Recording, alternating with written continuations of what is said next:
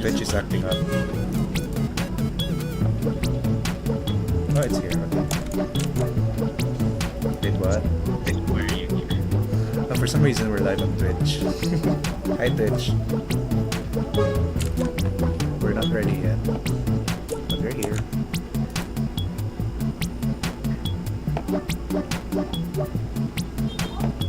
And already live on YouTube.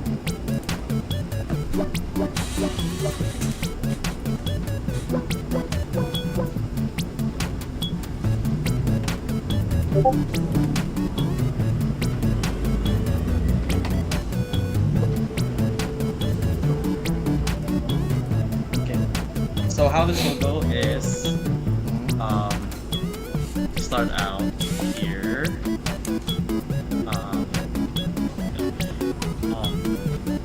We talk about like we did before, then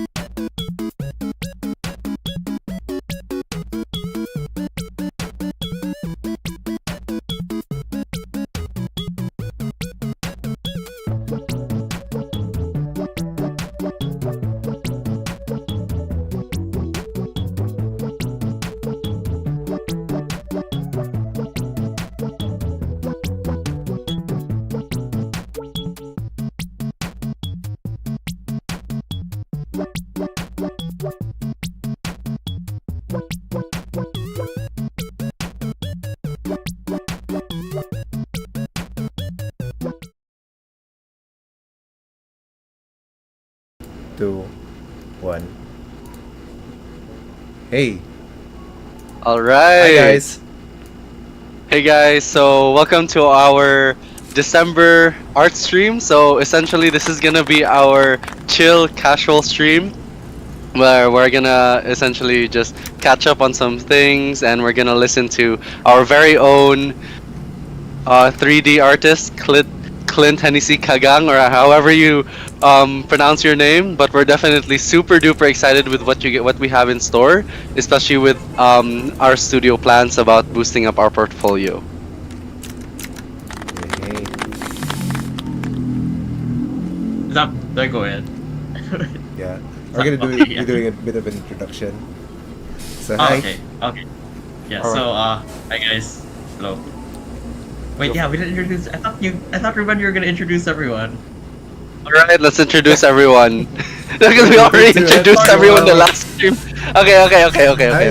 Fine. Either can work. Let's go. Okay. Let's just introduce everyone. Okay. Okay, so hi guys again. I'm Ruben, the marketing officer for Capriccioso. I do a lot of the I do help with a lot of the admin stuff and basically help with whatever you guys see in our social media. So next up is Dane. Hi, Dane here, founder and Unity developer generalist. I basically write code and make stuff move.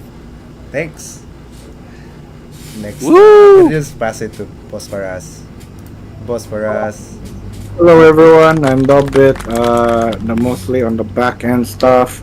I just creep on the side and that's about it. I passed it to you, Tony.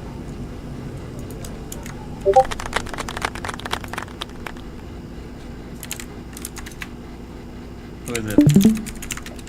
Just introducing themselves. Tony here. Tony, man. This is my Hello. idol. Hello, my name is Tony. I am a junior developer at Capriccio Studio. Tony is my idol. So, Tony is my... pass it to someone Danica. else. Danica. Who's next? Danica? Sige. Hello everybody, I'm Mika and I'm the studio's 2D artist. Next up, Tristan. Hello, madam. Hello, good evening. My name is Tristan or TJ. TJ. I'm the studios.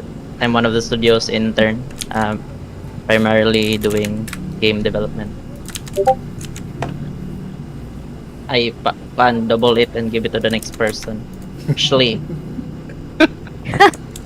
Hi everyone, my name is Ashley and I'm also an intern Unity developer. Still learning Unity and having fun with it. Let's do I go. Napay-pass? No more. It's everyone, right? No. Yes. Christy Oh my isn't God. here. Christy isn't here. Right. Okay, so So Round anyways, of should applause we for start? Christy. We'll start now. Let's start. Okay. So hello, hi guys. I'm gonna be like, what's the word? Man, like talking through the stream most of the time. But before we start with like the actual stuff, we just kind of like want to recap like everyone that we have been doing and stuff like that. So around August last year, we kind of like had to like develop and polish Capriccioso's art portfolio. That was like the goal. This was before our Connect was announced, and this was before we started working on our Connect.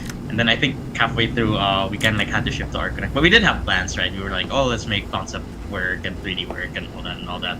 And of course, asking Nika and Tristan what they want to develop in, and we were able to achieve some stuff, right? So these are one of the environment samples that Nika did. Which also had breakdowns and stuff like that, which is what we worked on over like a month and a half or something like that. August like half of September, and yeah. So most of these are done. Some of these are still work in progress, and yeah, and of course these are the 3D model that Tristan did. Those like a lot of stuff, and we still have work in progress also, which we're still currently deciding which we're gonna publish, which we're not gonna publish. Yeah, but for the most part, I think the 2D stuff will be the priority for tonight's stream. So like just a bit lang. We kind of want to like clean up our portfolio to kind of like feel more what's the word like we want to show not just the finished work. We want to show our process so that it makes it shows our capability as problem solvers visually, which is something that not a lot of people usually have, I think, on their portfolio. I mean, finished work is finished work, but especially if you want to take in concept stuff, you kind of need to show the 2D process behind it, which helps for the moment because it shows that like you're sort of capable of like thinking through your design and stuff like that. And we do have like targets, right? Like we kind of want to make sure that we clean up our 2D renders to look, like a lot cleaner. And same thing for 3D. We are still kind of like deciding if like how what kind of 3D work that we're gonna make. Yeah, and we do have samples, right? Like we can go for mobile quality stuff, or there's the more like mid level, triple A, double A art stuff. We're still in the middle of that, right? Yeah. Before we like sort of start begin, we just want to let everyone know that like we are kind of like looking for interns, right? Because 3D is a lot slower than 2D, so we're churning out a lot of 2D work, and 3D is like yeah. And for those guys, aside from that, we are also want to let everyone know that Exodia is also looking for interns. So probably yeah, So you guys can send the screenshot here. These are the other game studios here in Cebu. To those who are interested, and also Polypix. They have a bunch of positions here. So 3D animator, environment artist, intern. Yeah, so animators, all that. To those of you guys who are looking, you guys can take a look those up. Right. So we do have okay. So now moving forward, we do have a timeline. Not super important, but I will just mention that Nika and Tristan do have their timelines for portfolio, and the intern will be sort of part of this, depending on what the intern will be doing. These are technical stuff that I'm not gonna go over, but yeah. Um. So throughout this entire thing, again, this is for Nika and Tristan also, because again, this isn't just like a stream. This is actually meant to be supposedly like our mentorship, my mentorship thing with both of them. But since we're streaming it, I do want to explain said connect.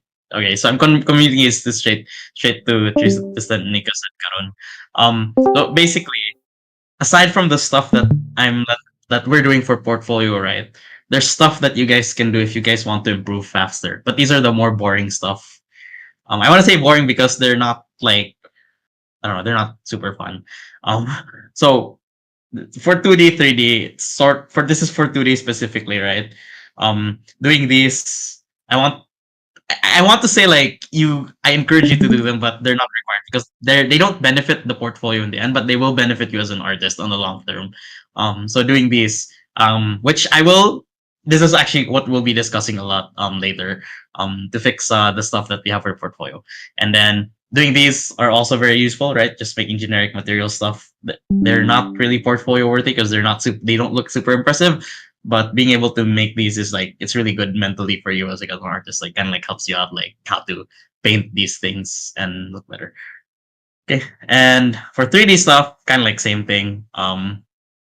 Making these types of stuff, right? So like you can do like the anatomy stuff, which is a completely different 3D thing that you kind of have to do. And of course you do focus, right? Like if you're bad at this, you study this. I'm really bad at hard surface. I actually need to do studies on hard surface. If you want to get better at cloth, you have to kind of like sculpt cloth and practice doing cloth and so on and so forth. Like there's basically like these are things that studies are like things that help you out as an artist, but they don't benefit the portfolio directly, at least straightforwardly, just because most of the time they're just studies. But they sometimes they do, sometimes they don't. They're just not very visually impressive. And of course, measure sculpting, it's a really good, like if you're starting out with like 3D and you want to do ZBrush stuff, measure sculpting is the most, I'd say it's the most like least technical standpoint. Like you just learn how to sculpt without thinking so much about the topology or the unwrap and so on, so on, so on. And yeah, I always go by the logic. There's always time to like, if you want to learn, then you learn. But if you have to develop something for a portfolio, then there's deadlines for that, and sometimes they go against each other. So like, I don't know. It's just something that I always mentally put myself in. Right? If I'm here to learn, if I'm here to study, I study. If I'm here to make a portfolio work, I try to do it as fast as I can in the highest quality amount in the amount of time that I'm given. So again, it's like two different like mindsets. So that's why I want to encourage studying, because it's not portfolio and vice versa.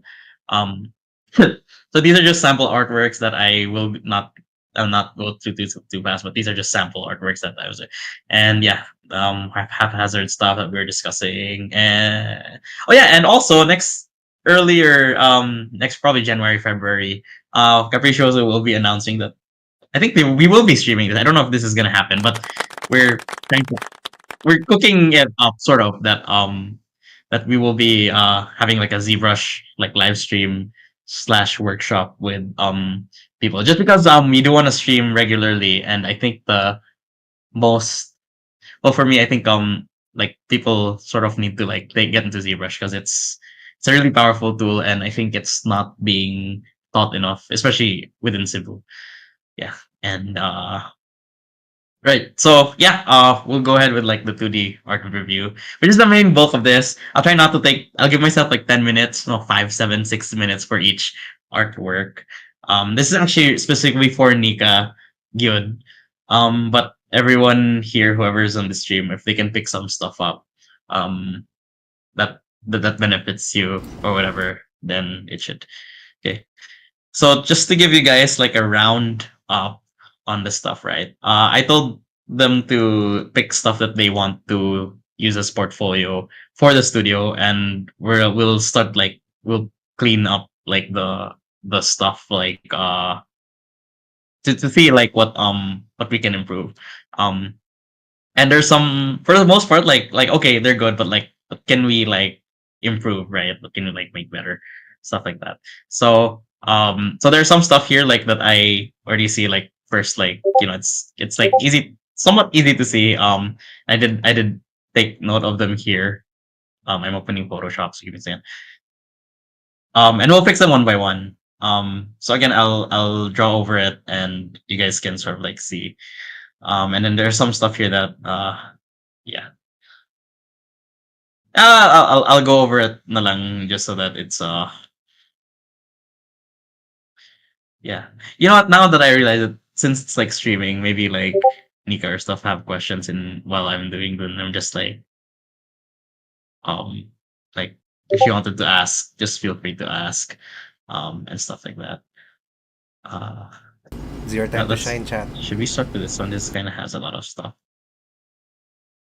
Okay, you know what? No, let's not go with that. What should we go first?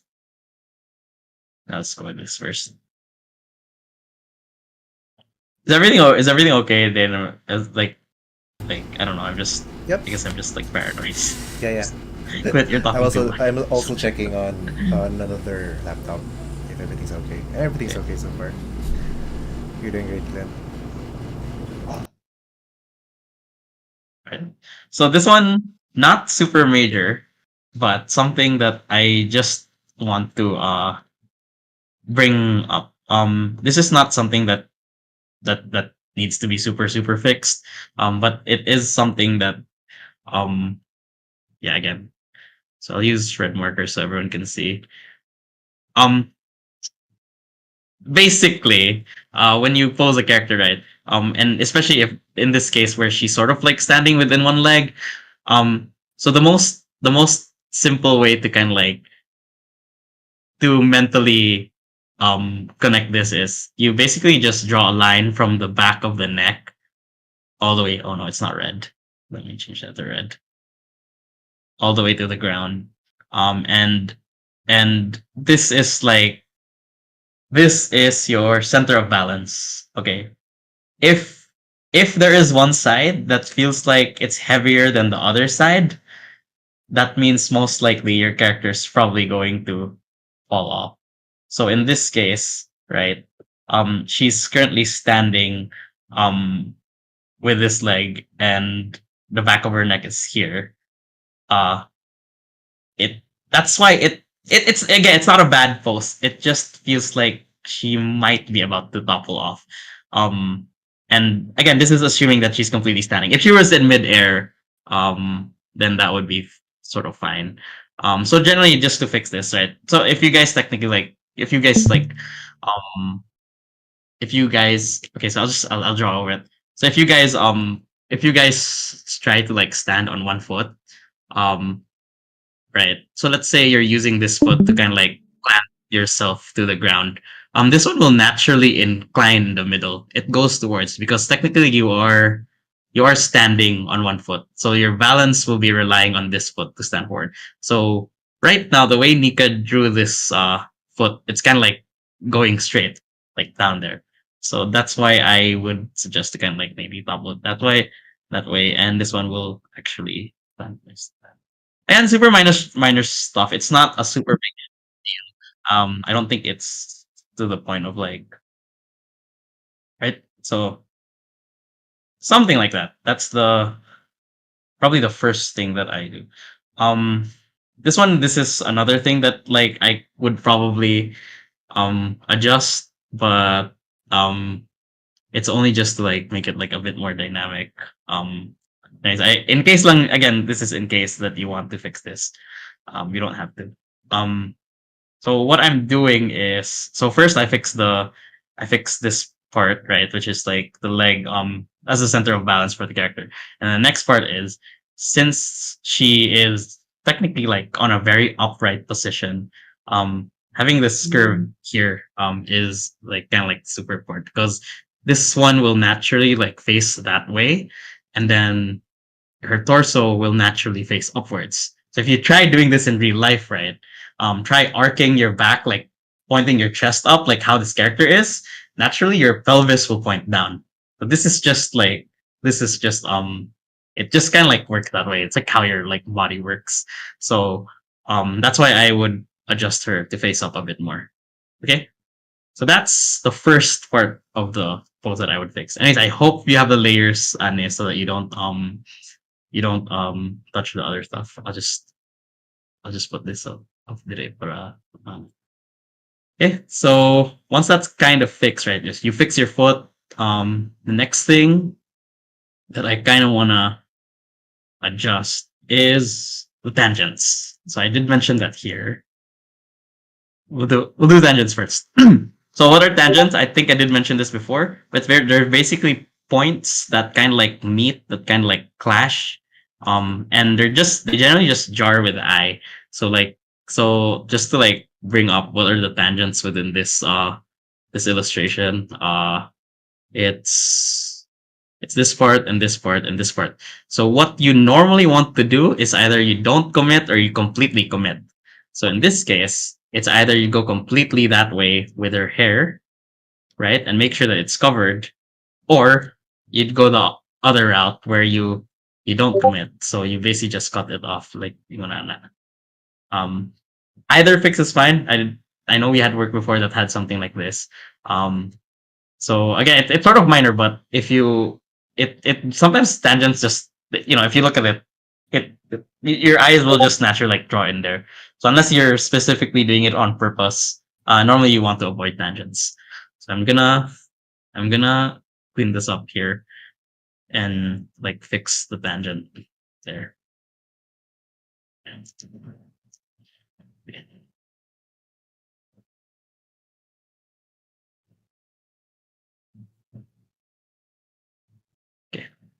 Okay. So that's that.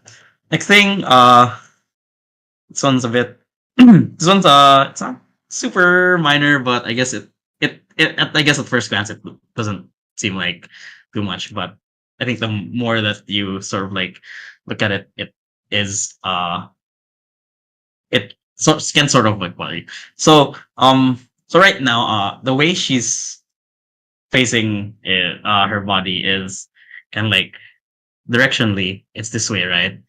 And then her other hand is facing this way. So this one, I don't know what was the, maybe she's like casting a spell, but it is kind of stiff. So there's like lots of ways to do this, right? So I'll just like draw over it. This is one fix of doing it.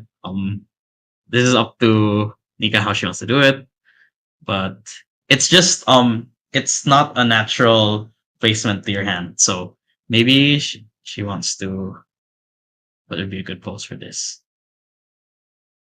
What is she wearing? Okay, she's like not. Maybe she's like,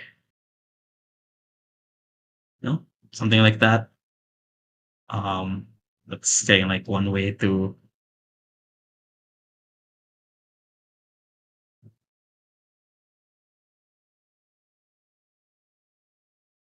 Right, that's one way to do it. If you still feel like that's kind of awkward, you can technically move this entire thing here.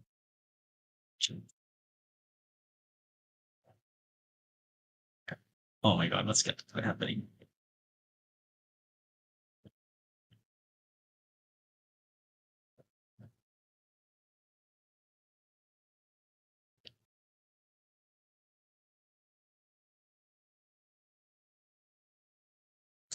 Just so that it doesn't feel that awkward for her.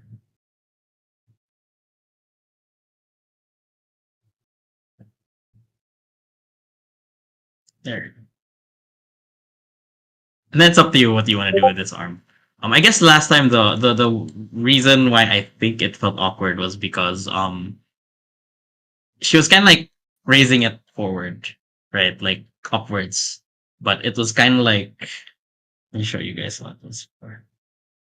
See, so this one's a more natural placement for arm. But again, if you want to go all the way and just like make her like really like casting a spell or whatever, technically you can, right? It's up to you.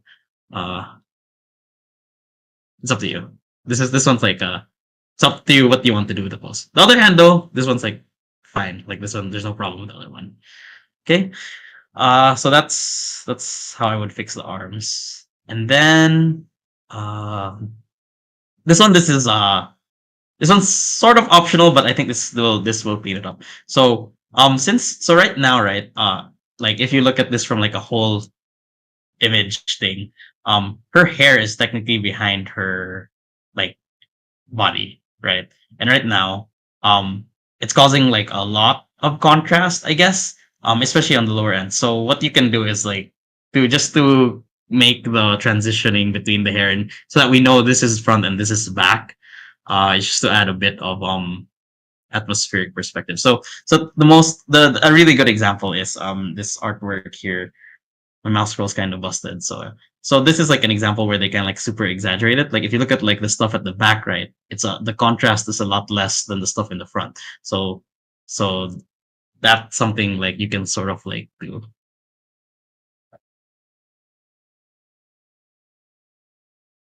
Right? And this is just to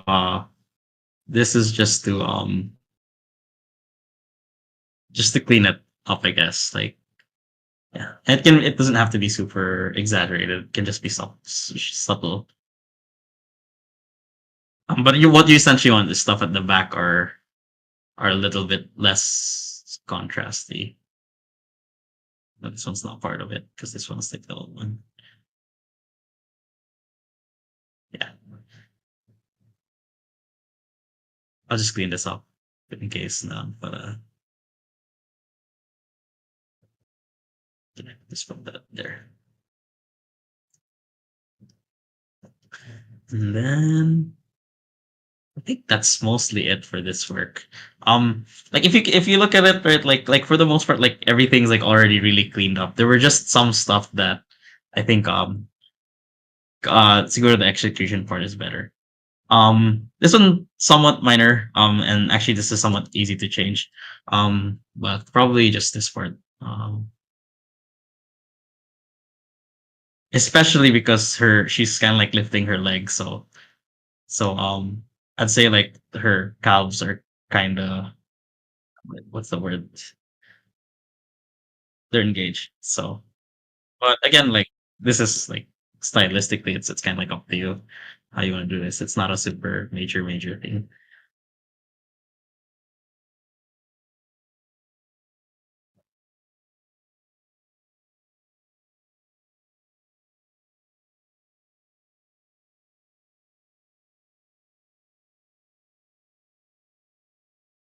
Something like that. It's again, there's like it's a bit like open how you want to interpret this part of it. I would just say the last one, it did feel a bit like flat, especially if this is sideways. Is this sideways? Yeah, it's somewhat sideways, right? The more sideways something is, the more this one will come out. Your quadriceps, are these your quadriceps? I forgot what these were called. Yeah. How do you even notice that? So Like, what are they? What are these called again? I forgot. oh, like how do you notice that it's like not aligned or something? Like, dude, like just looking at it. I mean, I'm not an artist at all, but just looking at it, it like it looks great now. But then you notice like small details like that. So, like, Uh, does that come in? Is that like muscle memory for you or something? uh, huh, that's a good question. I think I think it's from working with lots of different people. The more clients you work with, the more different types of people that will like kind of like bring this up, and sometimes like they just really stick to you, and then when it sticks to you, it's like, oh, okay, yeah, true, and then yeah. So I think that these are the things that like, and if you have like a really like, yeah, it's a bit like it becomes muscle memory and it becomes somewhat intuitive. And also, if you kind of like know these things, right? Like, for example, like right now, I'm talking about them, right? To like Nika and stuff like that. When she looks at other people's work, it's gonna like, hey, I feel like there's something wrong with this. Like, it's just gonna naturally like, yeah. So let me show you guys the before and after the fixes. Rather, these are like, again, like the painting and stuff are done. But some of these are just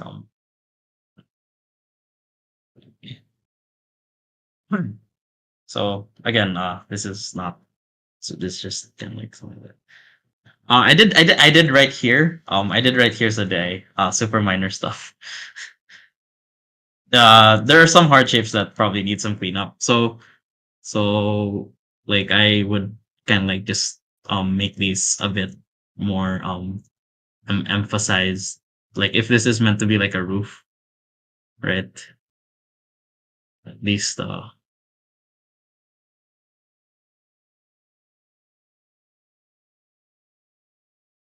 something like that.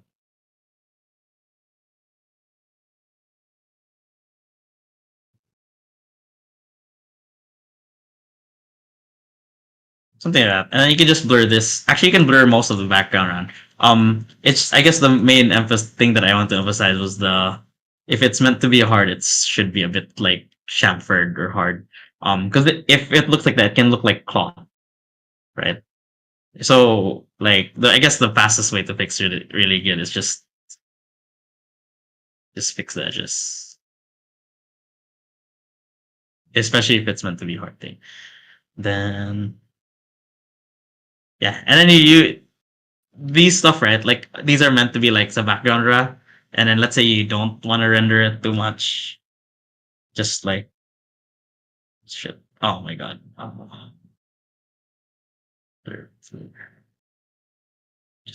just blur them. I think it's safer to blur them than to not blur them unpainted. But that's a personal thing that I do because I don't like painting backgrounds. Okay, so anyways, yeah, that's the stuff for the first one. Again, you don't have to. Not everything needs to be fixed. It's they're just stuff that I think can do. And then so here, I'll add some finishing stuff that I will just put for taste for my like if I were to like do this by my own stuff. First thing I kind of want to control the contrast now. So I'll probably put some just a light fog just so that it's not the contrast at the bottom is not too harsh, right? And then hmm, I kind of want to use this purple. So this purple, right? You did do it a bit, but I don't know. I'm super. Oh my god. Let's scatter this a bit more.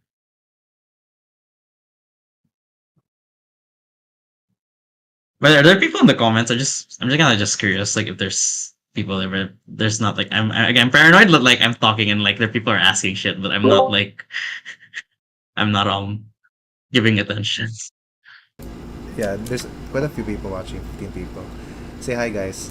And then, yeah, no questions pa so far, but we're trying to get them to ask questions.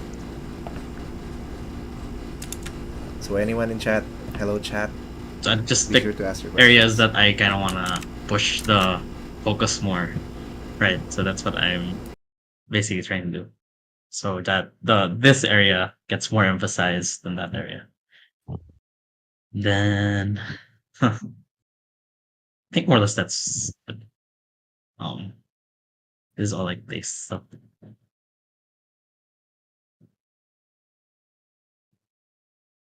I always have a tendency to do this just because.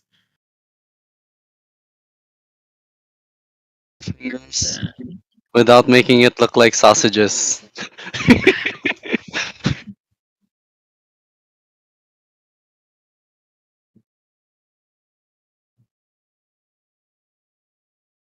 Yeah, you know what? No, I'm not gonna overly whatever this, but that's like that's the that's the base of the thing. So bit of color adjustment and so hopefully those kind of like make sense for you guys. Oh my god. Okay, so That's pretty cool. there. Yeah, you Just can see it for from afar, right? comparison. Like the comparison. Okay, so next one, this one, so I picked this out because I think it's actually I'd say it's like almost done. It's like very very near done. There's just some stuff that I want to what's the right word? Not adjust. Some stuff that I see that like okay, like I think this one can be fixed. So the first thing that I don't know if this is fan art. I don't know if this is an original design. I don't know if oh Janelle's here. Hi Janelle. Hello, I have an Hello. What a Janelle man. Okay. pressure So stream.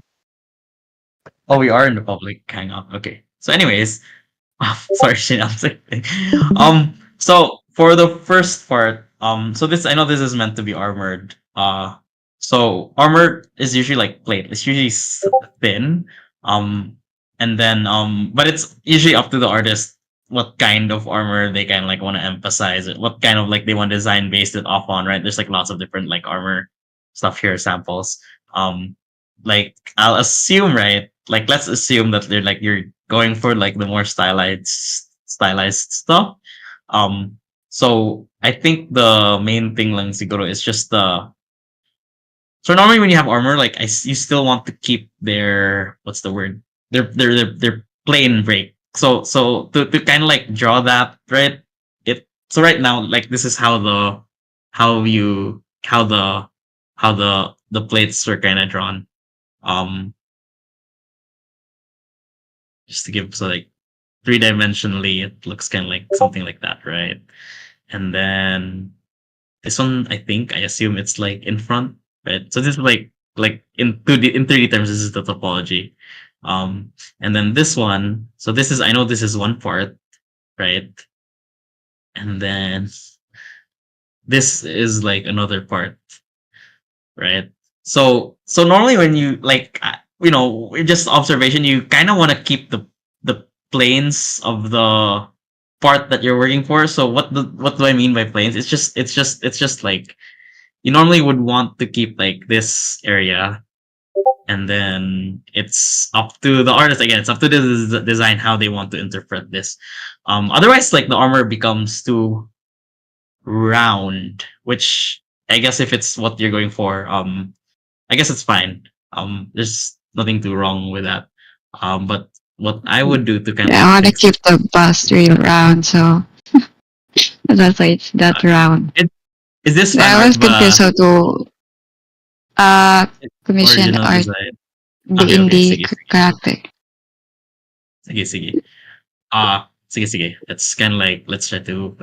So first, I'd make this thicker. Just again, it's up to you if you want to go with that route or that route. But let's say we're gonna go for like the more thicker stuff route. Like, yeah, and then this one probably have to like search for references. Uh, just to like female breastplate.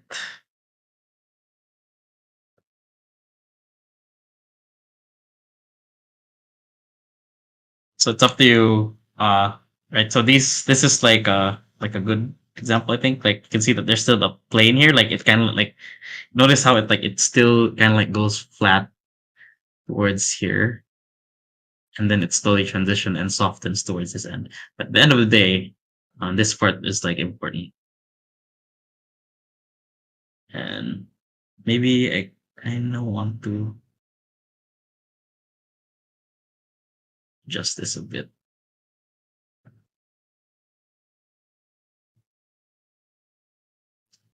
Okay, my tablet's like not working right, but let me reconnect.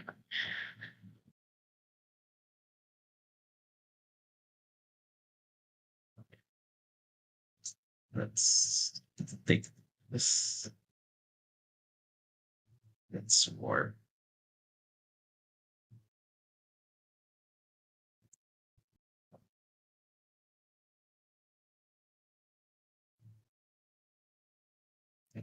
It's not directly that we're just gonna decrease the size. We're just fixing the what do you call this? It's like the chamfer of it. I don't know what's the word. Um, yeah,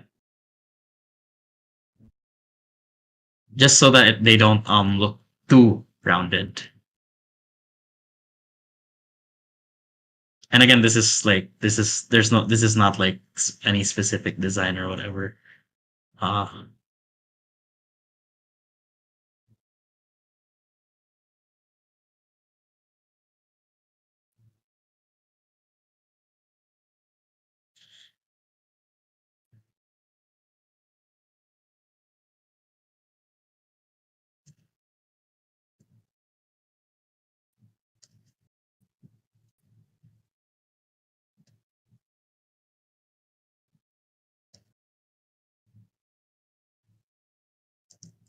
something like that. Um, let's see. Probably this one I might want to just since this is like an original design. It's just the thickness of the plates. Jesus Christ, why is my Photoshop lagging? That's not okay. Probably adjust the shape of this. Well, I mean it's up to you. You can round this out a bit even more if you want. I guess what I'm looking for is the emphasis on shapes. I guess like we're I guess like on a design perspective, we're like trying to avoid completely rounded two not round, not the word round. I think the correct word is like corners are good, right? Corners give like points of interest and separation and stuff like that. So like I think back then this kind of like design is, yeah. But again, this is kind of like it's kind of like your choice to do it on how you want it. I think this one is just for like the shape of it, and then I would add something like that.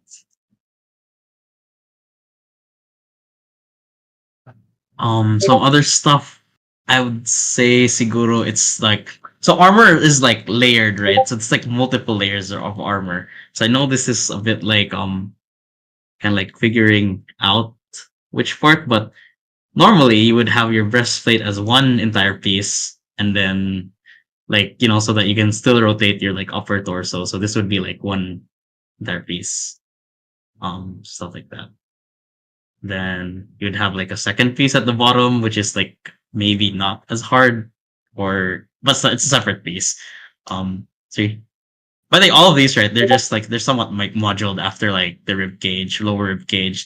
Like they usually just cover that. See, so they'll usually have one piece on the above, and then there'll be another piece at the bottom, just so that like you can rotate your armor, something like that. Okay, so I think this is more of a design issue actually. It's not the, well, that one was kind of, and then some stuff to go to now that I'm kind of like noticing it that we're here.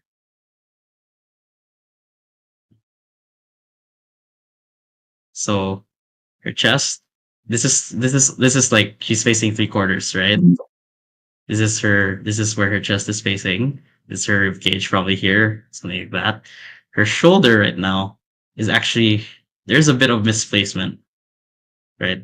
So this is this is normally like, well, this happens quite often actually. Especially if like I said, when you want to get started with rendering, or when you want to kind of like finalize things and like your sketch is not yet on the one. So let me try to like fix that. Um yeah, I'll draw over it na lang para mas klaro siya.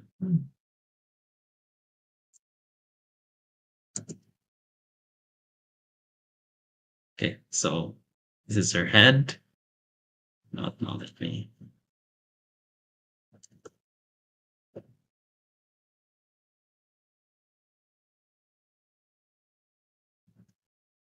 Then her neck's here, right? So her shoulder, since she's facing three quarter, it's going to be something like that. Um,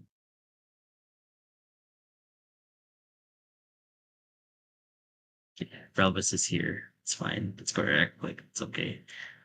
Um, so I think I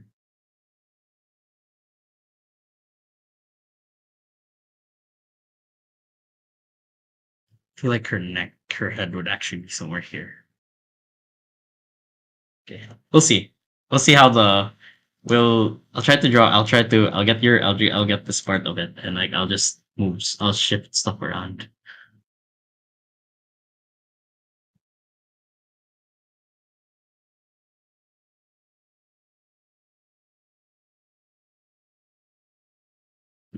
Into this.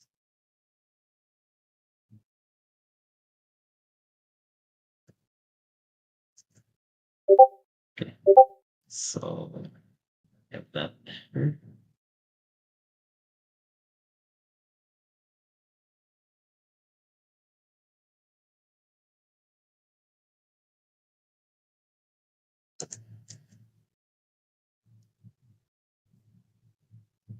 Does that make a bit more sense? I think it sort of does.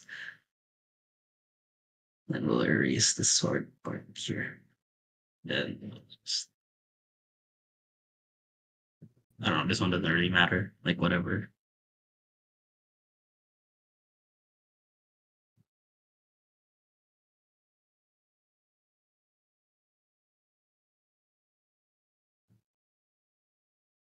Yeah, I think that sort of makes a bit more sense. I think I want to shift her head a bit more.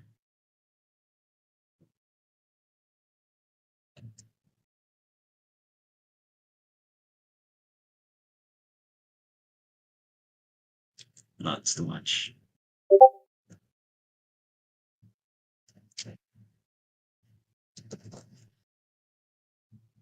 Then now her problem is her body is not that.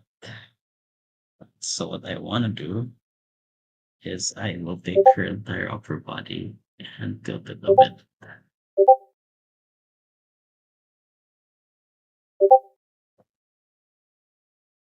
No.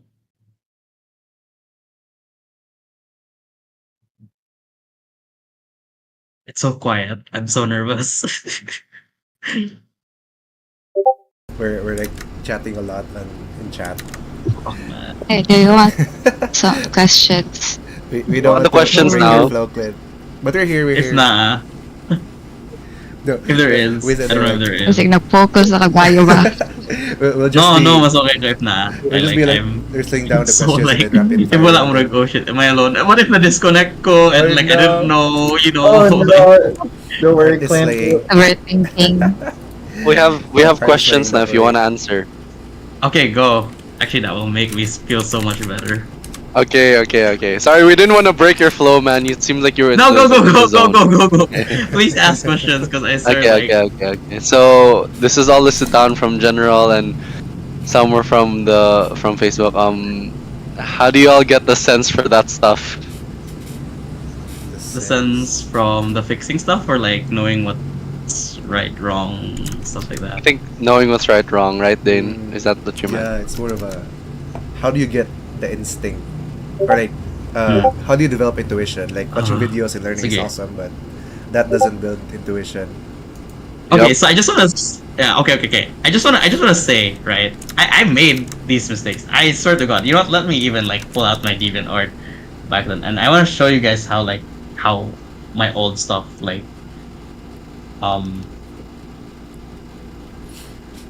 cause like these are stuff that you don't pick it up in like a day. It's stuff that you pick up like it's like this is why like okay, so a while ago like where we were like when we were starting out with this with the when we were started out like I gave some stuff, right? I was like, oh Nika, you guys should like practice like anatomy stuff, right? And I think if you don't, stuff like this will happen. And then if you do consistently do, I think that's where it starts to like kind of like start noticing it. Yeah. Yeah. I can show like an example later. Siguro what I mean by like when we practice stuff pretty better. Yeah, I'll give some samples later on like just so for the ones that are on stream to kind of like That would be awesome. give some on like how to like practicing and stuff. And this one I'll make her like hand like a fist just because I think she's like a knight and it kind of like I don't know, it kind of like matches her it kind of like matches her whatever a bit more like her personality. Because I don't know, We're not because she's like clenched her fist and stuff like that. Another question is, how does one Go. become an artist, man? That's a very big question, dude. How do you You're learn born like with that? You're born with that. No, The moment you're born. You're born with a paintbrush. I don't know, man. Good. I was really bad at school and I just drew all the time and It's like a. that's where I knew that math and stuff was not for me. I have a follow up question. And I don't know, like I was like Go ahead, I was go just like yeah. Anyways, this is sort of like the fixes now.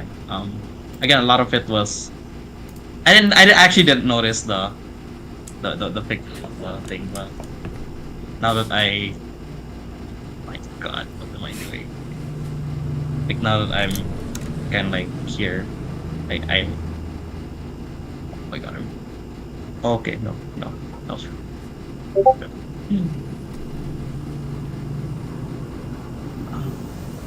what am I pressing wrong?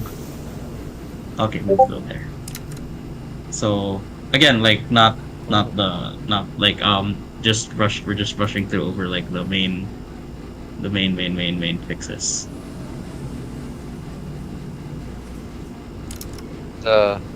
Is a personal question of mine. How do you draw fingers without making it look like sausages? Oh, oh, God. oh! This is fun. This is actually quite fun. So your fingers, right? Your hands. So it's very Yes, easy some to like. fingers. Sige, sige. You are a- So when you draw fingers, it's very easy to like draw fingers like this, right?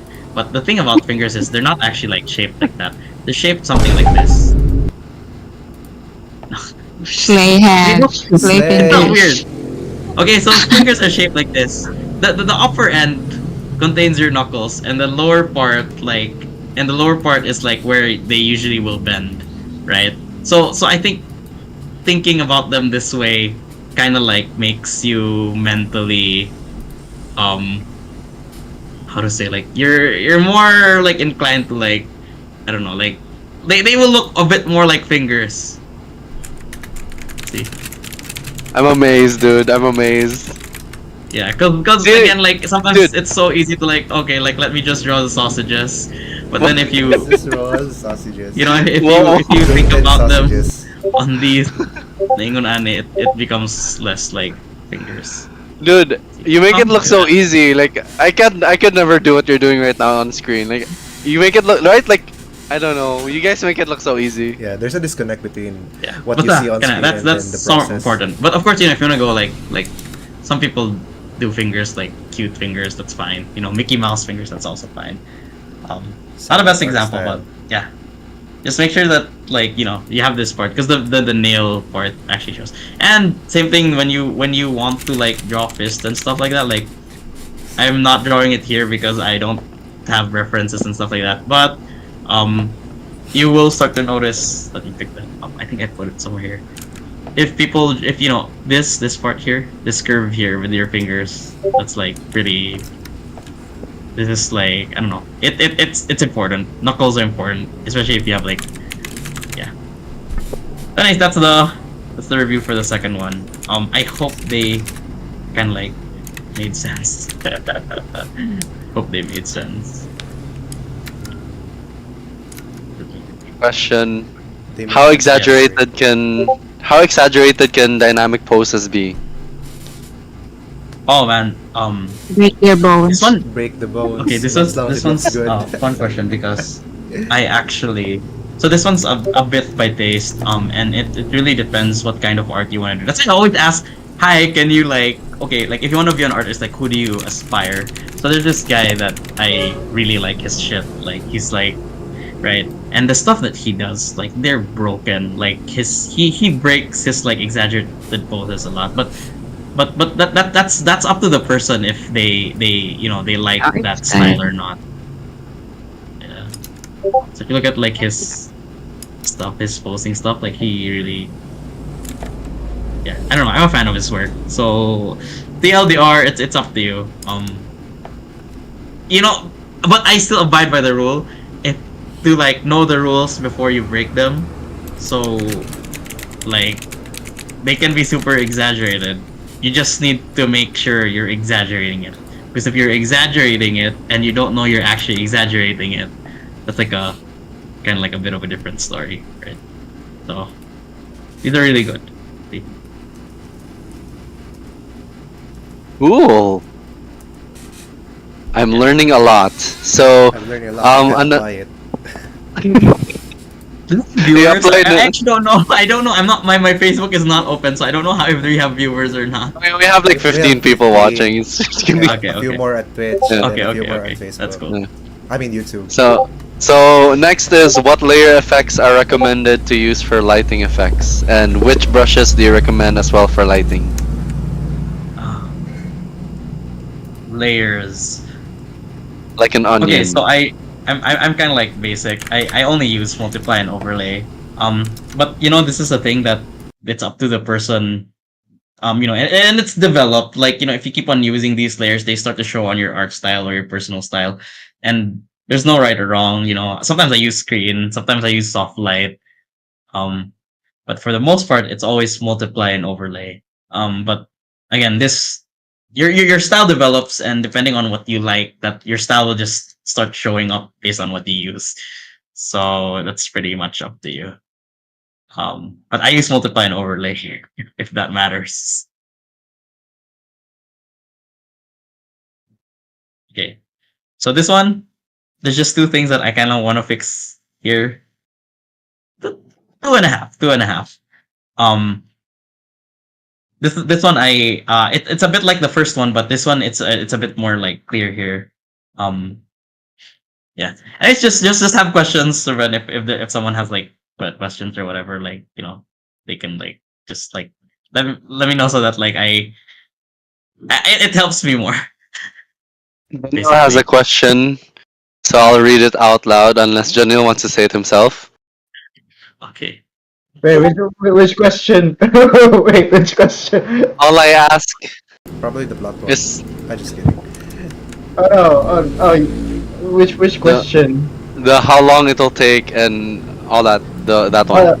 Oh no, that's just a producer question. And that's kind of given him how long something takes. I think you can ask because they're just wondering, is it the same process when you draw? Oh god, it's so weird. You draw toes and you draw fingers. Those. Whoa, whoa, whoa, This economy. No, casually asking. Okay. Bombastic side eye. Hey, Briar from League of Legends doesn't wear any. Oh, anyhow.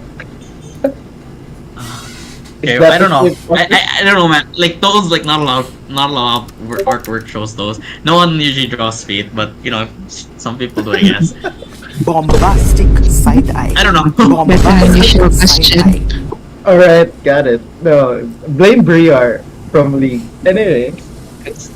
it's game dev questions. It's for game dev reasons. That's why he's asking. Okay. So this one, okay. So anyways, let me proceed. This one's sort of important. Anatomy class time. So the skull, right?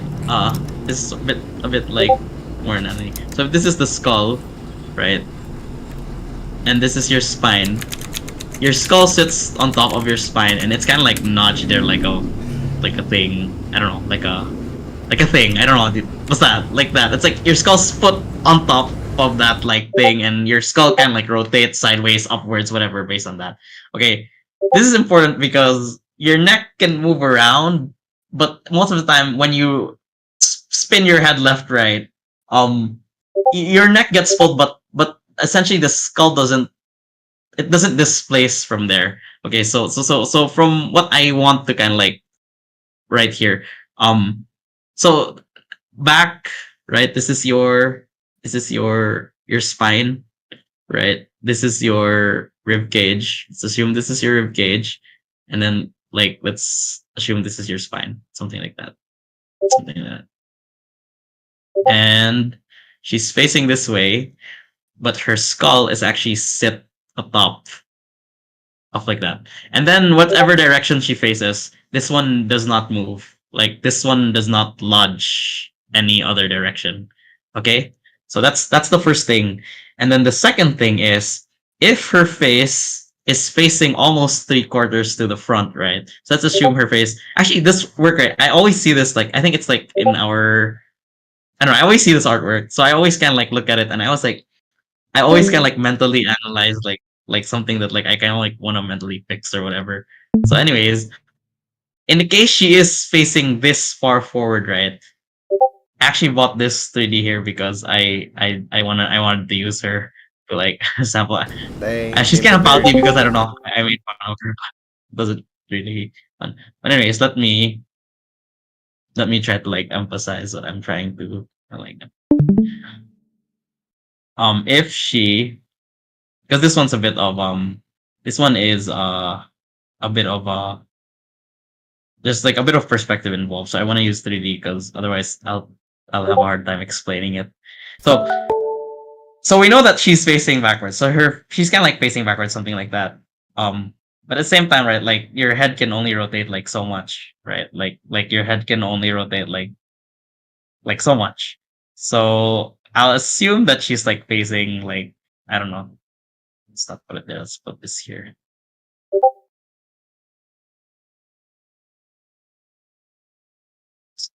Let it feel like she's like rotating her head.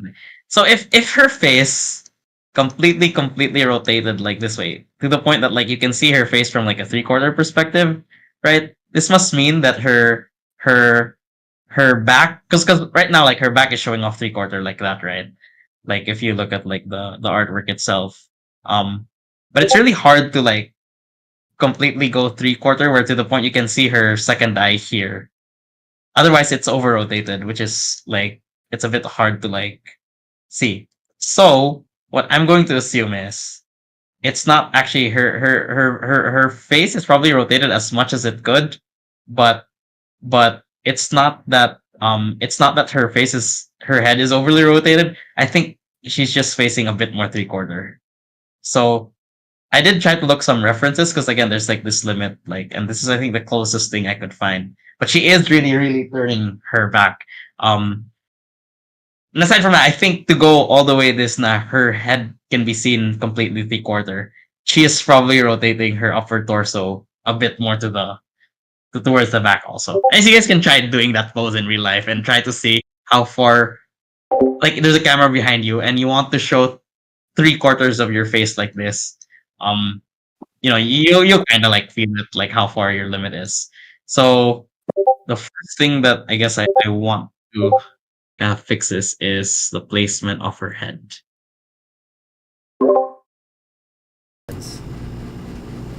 So I'll probably like. Dude, I can only see that now that you mention it. But I've looked at that Just put artwork there for so temporarily. long and it looked really good. But because her torso is so rotated, and I think this is why like it's getting a bit confusing. This one can't actually show this far. So because I think that's why it looks like her shoulders are really either her shoulders are really broad or she is pushing her shoulder like really like all the way like And all her the way past life is gymnastic. like it's like pushed all the way there. Something like that. It's one of those two. So I would probably just move this in here. Hi. Para it doesn't feel that off.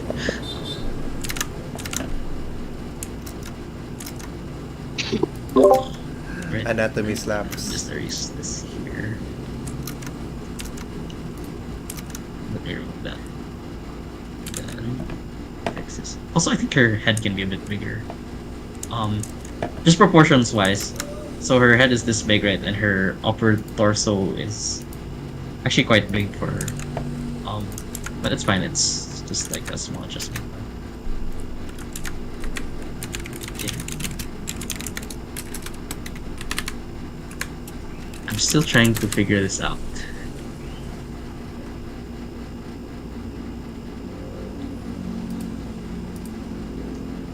Because technically her hair would cover. I'm trying to get the direction for her hair. I actually was looking at that also here. So I did like look at a few references for like hair and how like. So right now I think the no let me not get distracted. Let me fix this one first. It's time for the questions. Just kidding. We're kind of fixing this.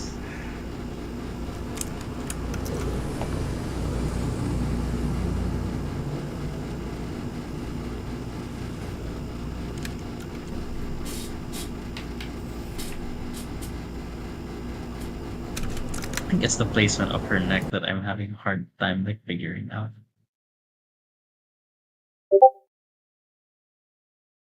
What if this work? No, it will not work.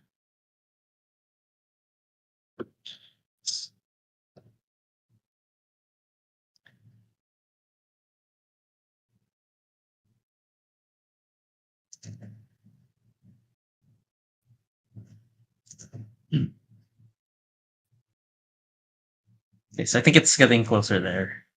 Yeah, I think it's getting closer there. It's just a bit distracting because of the hair, but let's fix that. So let me take out the hair so that we don't get too distracted with the placements of the hair. So it's giving it's making it hard to read because of the placement of the hair. Bald era. So at least if we take it out, it can be a bit more clear. Okay. This is correct. Let's see.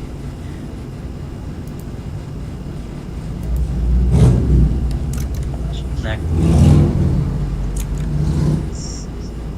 think this one should be a bit higher. And this one will naturally bend. Unless she's making, yeah, it should naturally bend.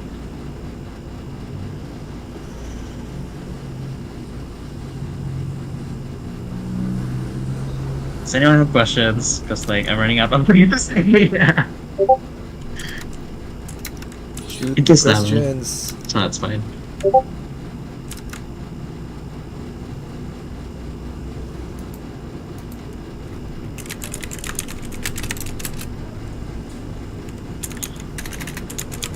Okay, so you fix the neck, sort of fix the body. Something that I want to fix is the back.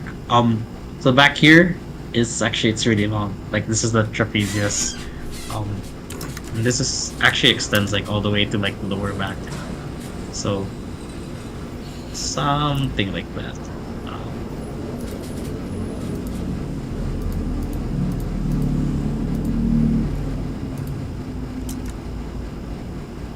Okay, and then her hair, right, which is like one other problem that you can't like want to solve. So, I'll assume that the intention of this was when she looked back, her hair can like over, just fine. Like if that's the direction. Siguro what's happening is the clumps of the hair. Okay, like they're well rendered, but I think their form is getting lost, right?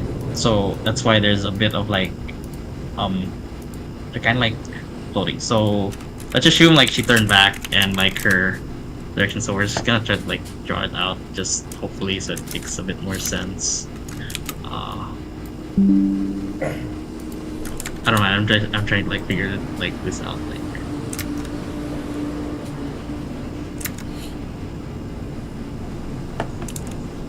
And I have a question, just out of curiosity. Like, how does one, like, this isn't a joke. Like, how does one, like, let's say I'm a guy who wants to become an artist. Like, I'm a high schooler, and I know how to draw a bit.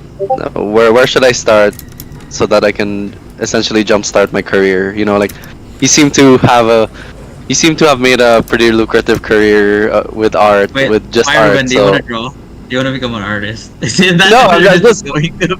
No, I'm just curious, kay. You know, like, based on my experience lang, there's a lot of people, especially in the industry that we're in, Namurag, they're kind of scared to, like, drop everything and jump into this, or, like, give it their all, okay. You know, like, whether we like to admit it or not, it's still pretty niche here, especially in Cebu. So, Murag, maybe you have some like words of encouragement for the next generation of artists. Do you want the honest answer or do you want the sugar-coated answer? The soundboard is ready. Give it the honest answer. Yeah, but like, you know, like again, like this isn't I just don't for know, artists, like- you know. This If you isn't want just me for to the be artists, encouraging- but like, If you want me to be encouraging, I can be encouraging. But do you want the okay, just give us the the honest dark answer.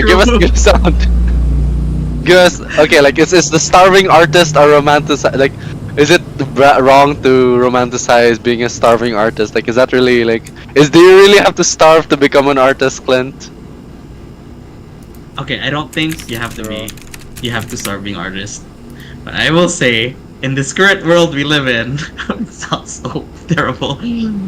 Like being an artist is just, it's very disadvantageous.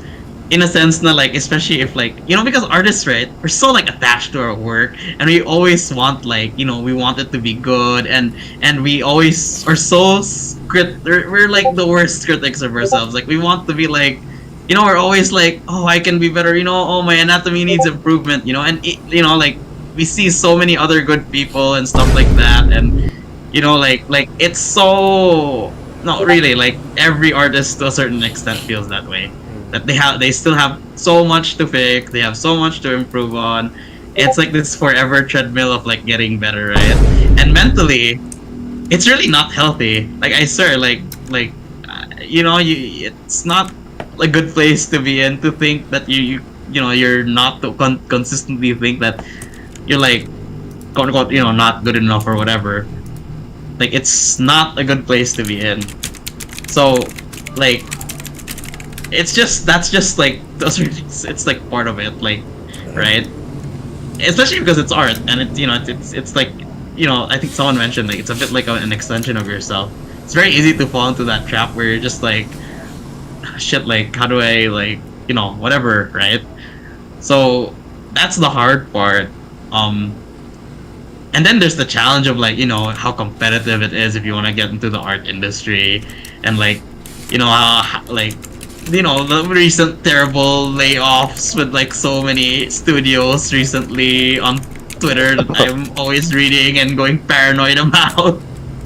Yeah, so, but I don't know, like, I really, I really disagree na you have to be, just because like, but I'm doing what I love and stuff like that, because I always, I'm always on the route that, regardless of whatever, you deserve better, right? Like, regardless if you're doing what you like or you're doing what you hate, like, you deserve better. Like, I would say that I want to think that way, but like sometimes, like, with like so many people that want to be an artist and stuff, and like how competitive it can get, like, it's very easy to like, I'm willing to work for less or whatever, like something like that. Like that's a very easy trap to fall into, right? But I don't know, that's what I've been feeling lately about it. I feel like it's not an advantageous I don't think it's impossible. I just don't think it's that like advantageous, like And when it comes to like living. Someone is asking, as an artist, is it advisable to quit school? Oh no. Oh god, I don't want to be one of those guys. Oh no. Advisable to quit school. No. I would say you just, if I were in like very specific shoes where you have to both juggle doing school and getting better at art, I'd just suck it up and finish school. Dude, like, this is like, like everyone kind of like has to fight for like for this thing. Like, it's like the odds are not against you. Kana na lang.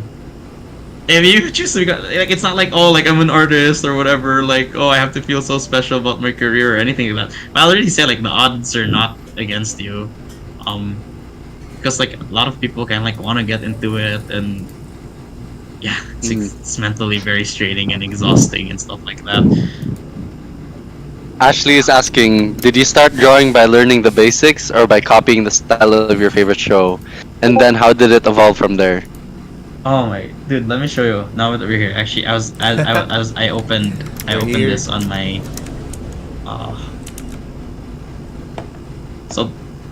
so this is okay. Let me go to like the oldest shit that I have, whatever I can find. Oh, this is pretty new actually. Oh my god. So this is like how my digital painting used to look like before. Like I did not know what I was doing, and like they were terrible. I used to draw a lot of fan art, right? See, that's Right. the thing, like, dude, like, even the terrible you can do better than me. Like, for me, like, if I just saw that shit, like, I'd be like, whoa, that's fucking good. But then, like, that's the thing, like, what, at what point is it criticism, and at what point is it just you being kote about your art? Like, that's my a hard question. Because, like, for me lang ha, like, even your beginner shit, like, that's something I could wish I could do. So, No, man, like, these are terrible. I swear to God. That's a good I don't know. question. Look at this. But- Like, but again, like, I think it goes, like, it that kind of correlates with basically everything that, like, example, if you have a specific talent that you're super duper into, and then, like, at that point, what is it when is it fair criticism? When is it fair criticism, and when is it like just being kote? Like, do you have like a draw the line moment for that? Okay, I think first you have to ask what your art is for. Are you trying to do art like professionally, or are you trying to just like, no, like have something on the side to kind of like de-stress or whatever? I think that kind of matters. If it's for you, doesn't really matter, right? Like, in many ways or another, if your art's just for you, it doesn't matter so much. Yeah, but I guess if you're like wanting to do this because you want to make a living out of it, there is sort of like I guess I don't want to say it's a standard, but there are expectations to a certain extent.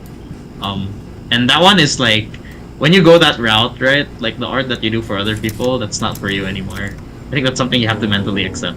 I mean, technically, yes, you can do a balancing act where the art that you do for a company or for a client is still somewhat yours, but I think I usually just detach myself. It's just like, oh, this is what the client wants, and so on, so on, so on. Okay, something. Yeah. Yes. I think so. There's another for us, an interesting phrase was brought up in our general chat. So, what do you think of discarte over diploma? As a thriving artist, what do you think of that? Oh my god, discard the oracle. Dude, don't ask me these things. No, it's an interesting topic because, like, me personally, like, based on my experience, like, with like facing clients and going through job interviews, like, especially if I get outsourced for work abroad, they don't even ask about my diploma, dude. Like, all they care about is so at one point, like, kinda like, what do you think of that phrase? I think it'll help a lot of people, Manggod, when they, listen to this, and then at least nasa lay kanang insight. Of course, we wouldn't want to discourage people to not finish school, but but like, we'd love to hear from you. No, okay. If you want to ask me, I usually would just say suck it up for the diploma, man. I'm like, I don't like this education system, and I don't like how it works. But I also I said not anything like that. I just think it's so hard, No. Okay. Let me share my thoughts on this. Right, all of us, right? We're all unique people. We all have different needs. Like, people have like ADHD or whatever and shit like that. Some people are bad at like listening to teachers. Some people are so good at listening to teachers. Some people are really good at studying themselves. But like, when you like try to like have like a class and like expect like 30-40 other people to kind of like, I say that we weren't gonna discuss anything cancelable. Anyways, I already said if Capriccioso gets cancelled, I'm not part of it. But anyways, disclaimer. Yeah, I just think that institutionalizing this. I know it's the best way. It's not like it's not like there's any other better choice or whatever. I don't think it works for everyone, and I don't think it's fair that a lot of people are kind of like being forced into going into this box. But I also think sometimes I don't know. I suck it up. I don't agree with it, but it's like whatever. I'll just take it. If that makes sense. Yeah. That's my stance. Interesting. On it. Come on, you guys are sharing. Yeah. What do you think, Ruben? What do you think, Zane? Okay, like I think I have a get out of jail free card here, because like my line of work is very corporate. Like I can do it in freelance and corporate. Like, so like marketing can go both ways, if that makes sense. With or without your degree, you're fine. No, kind of something. Yeah, I guess so. Like the degree is basically just there if ever I do want to stop freelancing and actually get a very corporate job. Yeah. Like, corporations always look for degrees, especially here in the Philippines, and then you get paid like very. I don't know. I don't want to say. Yeah. You know what? I don't want to get cancelled. Only companies ask for degrees. But what does Dane think, dude? You guys are all like 29. Dude, I'm 25. Hey, you're not allowed to use the age card during this conversation. 39. But yeah, what does What do you guys Hey, think? Like, Rob. I think you guys have more experience, especially Dane. And yeah, what does Dane think? What do you think, Dude, Dane? I'm just 2 years Yeah, go, older than Dane. you are. But like, Get us cancelled. the only use I got from the diploma, I like the diploma itself is my first job, which is not related to game development even. Pero the projects, the sub projects, the capstone projects, the smaller projects, the content competitions that we joined were very important to like building just the soft skills and even the programming skills that I used like all throughout my career so far. So it's not just because of the diploma, I guess, but it really depends on which school you are enrolled in and graduate in. That yeah, that you can take the most advantage of. Kind of like that. Actually, yeah, there is a point. I mean, we did have like a bunch of interns apply, right?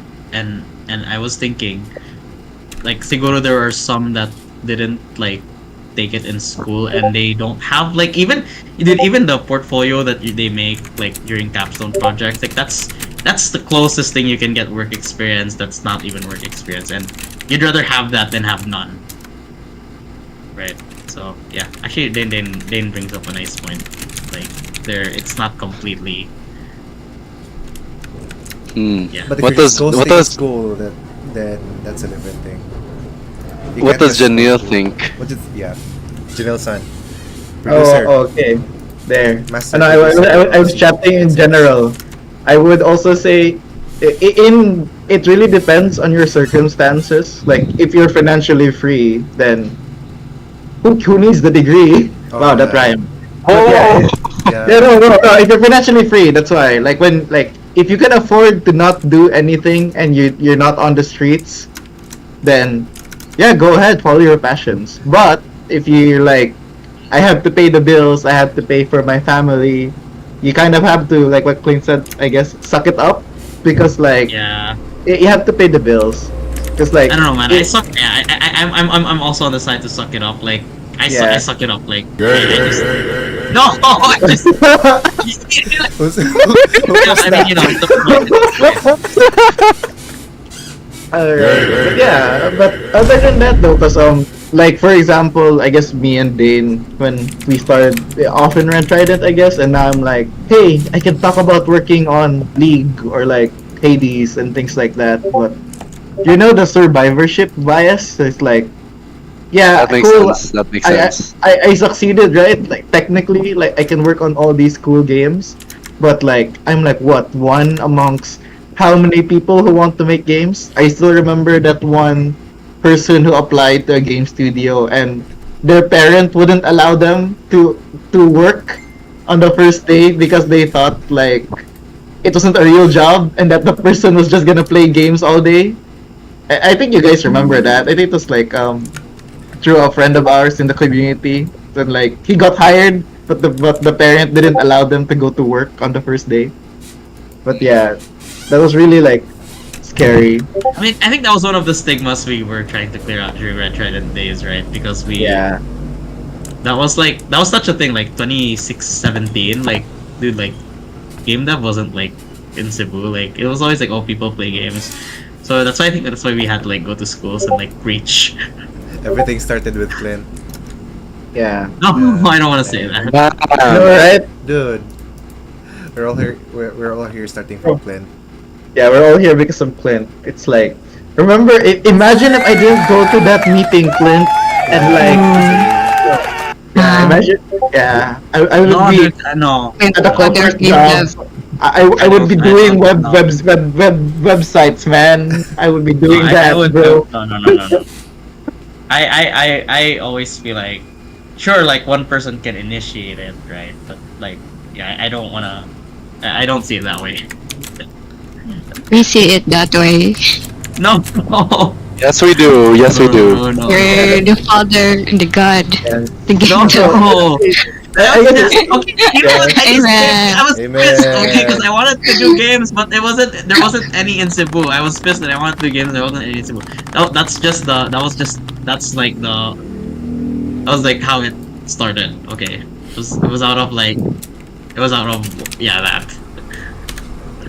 Oh yeah, question. How did you make the company back then? Red Trident, like if wala kayo game dev sa Cebu. So where ka nakaget og idea? Oh my god. Oh Okay. my god. Wow. No. For the time, let's Loaded go. question. Oh my god. Loaded question. Let's Third go. time. That's a loaded question. Oh, this is an overloaded question, but you know what? Let me open my. Oh my shit. god, he's preparing stuff. No, Oh, no, yeah, no, no. you're gonna do a Presentation. PowerPoint. Presentation. Guys, I turned off the stream. All right. BRB screen. Yeah, I BRB screened us. We'll be back, guys. Oh my god, I remember the clit.asylum.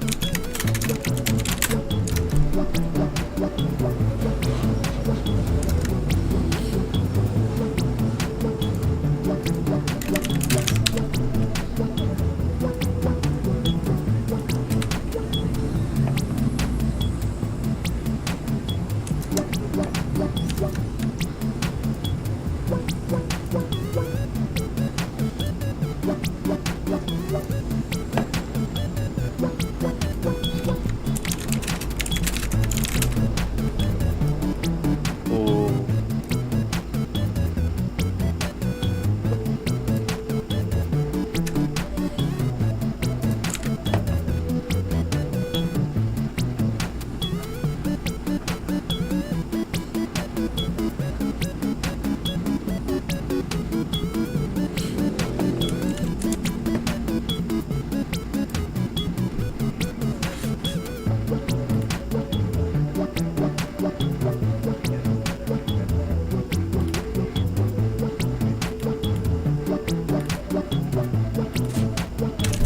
That's the dream. That's the dream.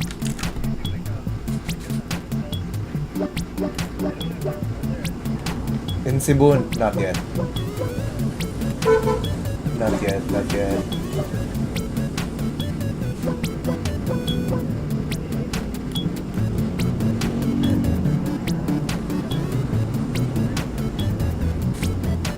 Are they a giant?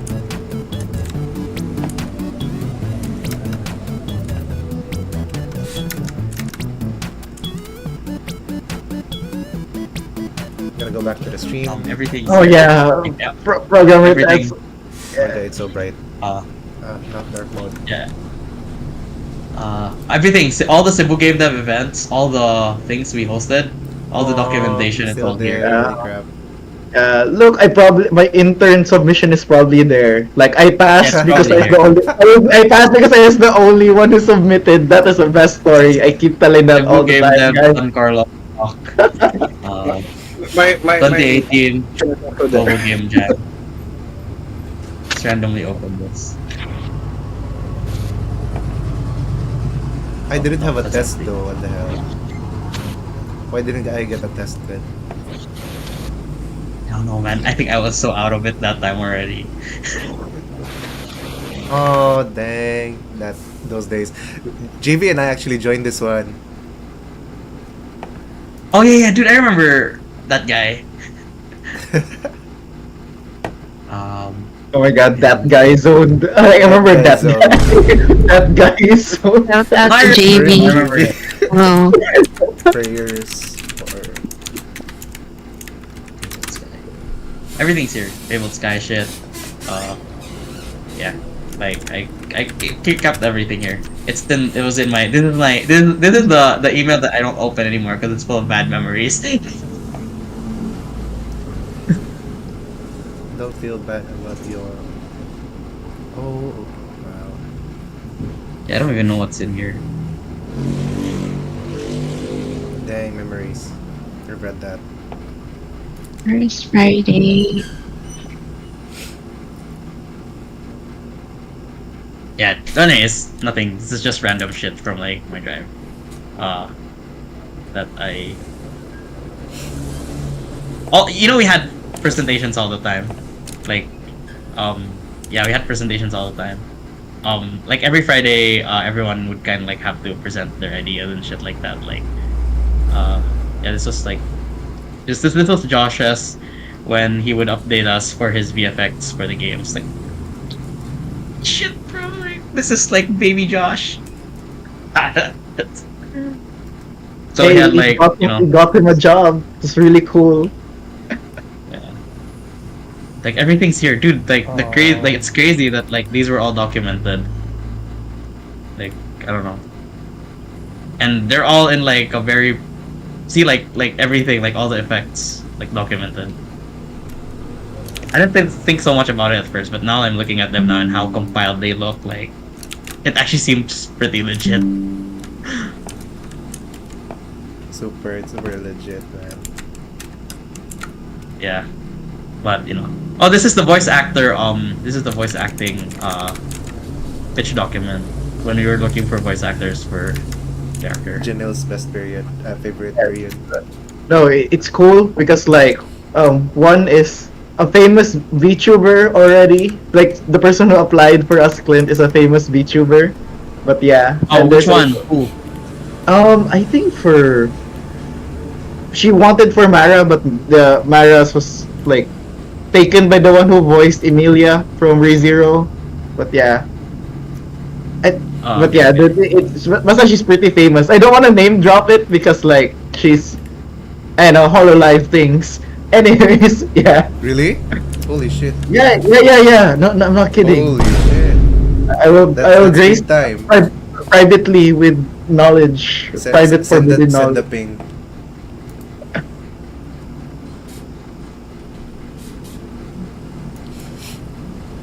Oh yeah. Anyways, that's all.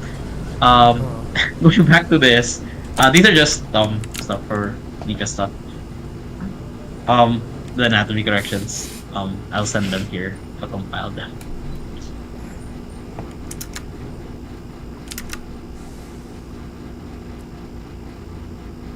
Technically, I'll have to just rotate this, but hindi ako. Are we streaming again or what? Like, I don't know. Actually, more or less, like this is like the sort of end-ish of the stream. Well, not end, but like I think it covered everything.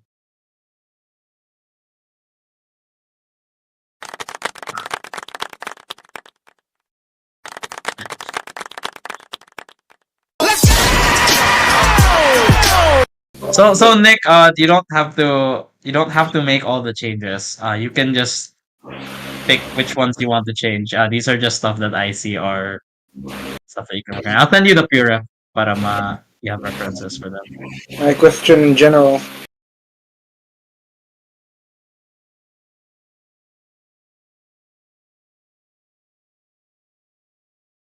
Ruben, can you read it? The question.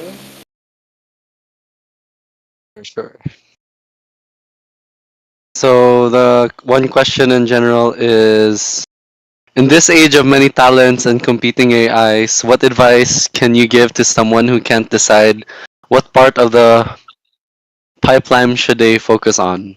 Like, I love environmental modeling, but it's hard to get into nowadays. Or should they just focus their skills on the positions that are less populated, like rigging, which I'm still really bad at? Lame-o. Oh my god. This is Lamau. Lamau. oh my god, this is like Lamau. okay, this one you can ask, you'll ask different people, you'll get different answers.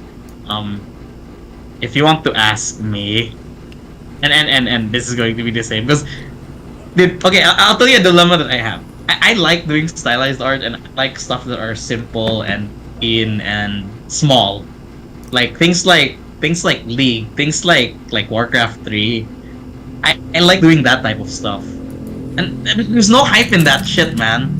Sir, like you look at videos, it's so like compared to someone who does like realistic shit.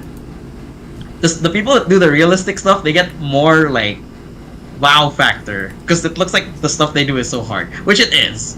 But stylized artist, I don't like. I feel like I'm not like it feels like, oh, they're in a different league because they're realistic artists. But like, dude, I don't want to do stylized shit, right? And like, I want to get better at doing stylized shit because it's what I want to do, and I want to get to that point that I'm so good at what I do that like I'm specialized in it, and it's also what I want to do. Because if I adjust for like, oh, let me do realistic shit because it's like the hype and it's what like I think people might hire me for, I'll secretly like hate what I'm working on while I'm there. Does that make sense? So I know it's like it's you know, it's person to person, but if you want to ask me, like, I think you should go for like what you want to do. Okay, it's just a bit easier for you that way. And yeah, like, I don't know, I guess there is some mental gymnastics that I have to kind of like do for myself. Like, yeah, I have to tell myself, you know what, like, but it sometimes it gets to me, right? Sometimes I'm doing a project and like I like a personal project and like I get pressured na where I feel like it has to be more realistic or whatever. And I'm basically just adjusting to what I feel like other people are expecting me to make. But then I always end up not liking it. Like, I always regret it. Like, an example is like the stuff that I did for the Pixel Mafia Art Challenge, right? So I don't know if it's here, but let me try to. Is it here?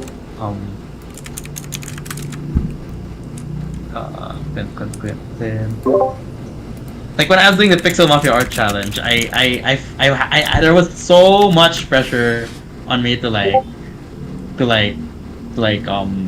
make something worth it, because you know I'm in this art challenge where everyone's doing AAA. And it kind of backfired against me. I should have not listened to what pressure was telling me. I should have just focused on like what I wanted to do.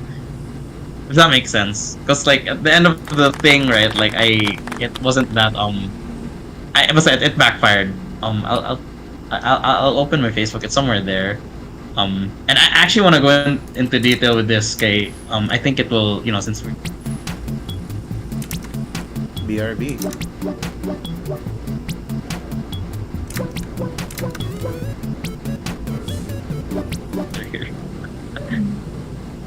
I like broke her.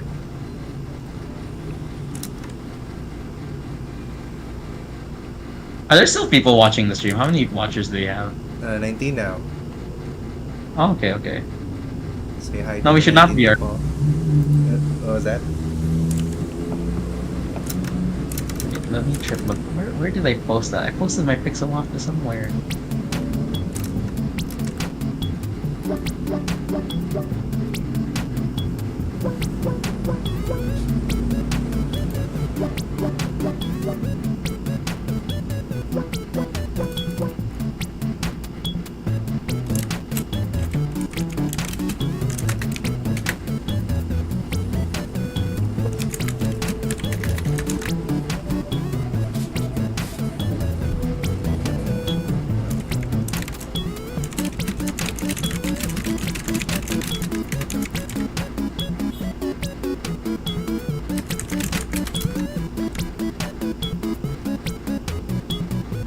It's 10:09. Oh, not really. We can continue with the ZBrush or sculpting stream if we still have the energy to.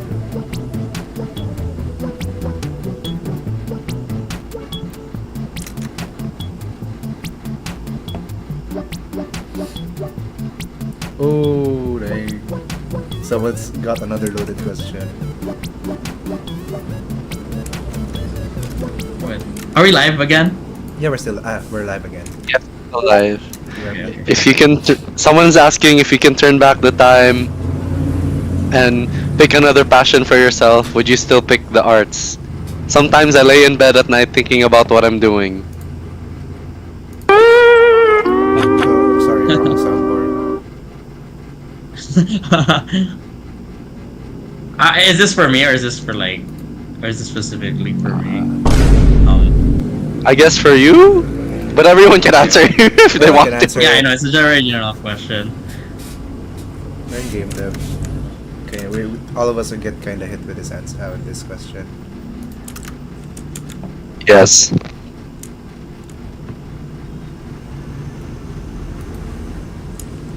If we're streaming, this is my stuff from the art challenge. Wow. The final one. No, it's not a WoW. It for me, it's something that Good. I don't know. I was not happy with it. It's something that That's it. Something that I fell into the pressure of trying to compete with others.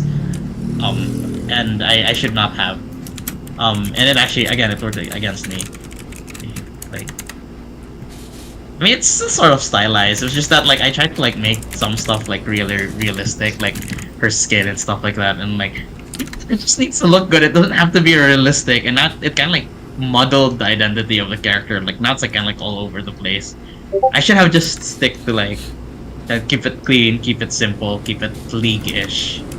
And that's why I tried to really like, oh, I need to make it realistic. I need to make metal look like metal, blah blah blah. And it didn't turn out. At least like, you know, if you were to ask me. You know, so I tried to get into sculpting for 3D using Blender, and I came across this video, and then like the tutorial is how to sculpt a donut. So Yeah, and then everyone I does never learned. I finished that. Dude, I never learned how to fucking do it, dude. Like, damn, like. Dude, I think I still have the. I think I still have the video on download, like in my old phone. And What then was it I for, just man? Was transitioned it for like personal or like. No, it was during the pandemic. Like, I just wanted to make cool 3D fan art, like cause you know I wanted to do like kind of mga cool fan art of like Superman or like Batman. So I was like, oh, I want to do that. So I want to learn because I wanted to rig it to my Gmod because I wanted to have my own character. Gmod Yeah. player. Yeah, so like that's how it started, and then it's still in my playlist up until now. I started Now you're a on. game developer.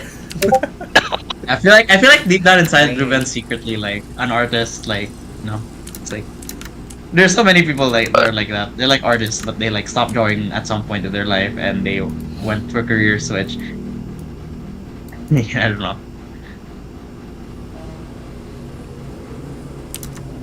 Why is Ruben silent now?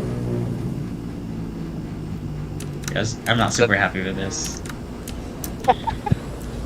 But yeah, like kinda lang, like I just wanted to make some cool ass like 3D rendering for my Gmod, man. But then like I don't know, I didn't have the patience for it and I couldn't pull it off. So I didn't even know how to sculpt a donut.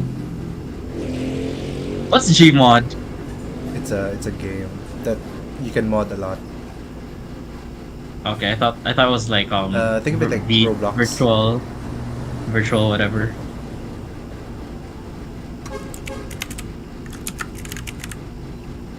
Wait, what was another question? Are there still questions? Are there still viewers even? You know what? Yeah, you know what? I'll just sculpt while we're like talking. We can talk about whatever now. This is like but yeah, these are the stuff from Nika stuff. That's done. I'll send it later after this thing. Yay. Now we can go what's that word? We can go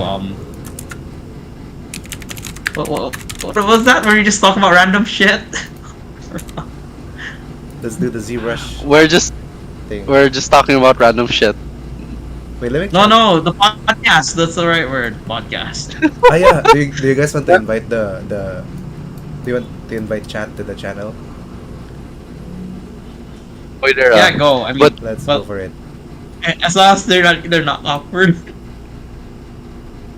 no, Dial is here, dude. I'm a Dial's big fan of here. his work. I'm a big Wow. fan of Dial's work. Shout out to Get a Dial Dial. fan. Toto Dial. But hey, Hey, And his Game Boy Cam. it's now public. Everything's now public. yeah, so I'm just Anyone- gonna leave this for sculpting here. Then yeah. So this is Lyra from League. To those who can't be bothered to like. Erolfi, hello.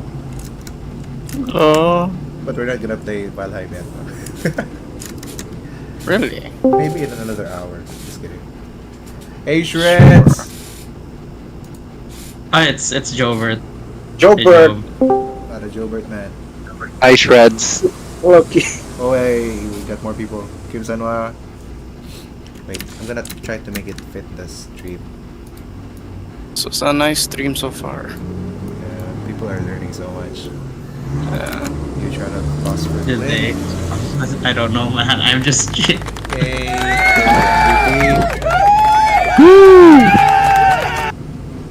What did we get out of this stream? We learned that Capricioso hates school. Sorry. The only way to We become love an artist school. is to suck. Suck Stay in at school, kids. Alright, but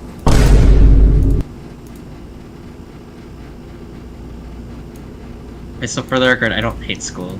I just think it's very difficult to standardize everyone's learning and expect everyone to follow exactly. that. Okay, That's to be fair, like this is just based off my experience. I graduated as a marketing guy, and I've never had like marketing's like SEO and all that shit, like and making pub mats. I've never had to go through that in university. Like, I'm not gonna say where I'm from, but full disclosure, like I didn't learn any of the SEO stuff or the kind of hashtags and incorporating keywords in school. Like it was essentially self-taught. So I don't know. Take it as that. It's really just for the diploma. So you don't like school?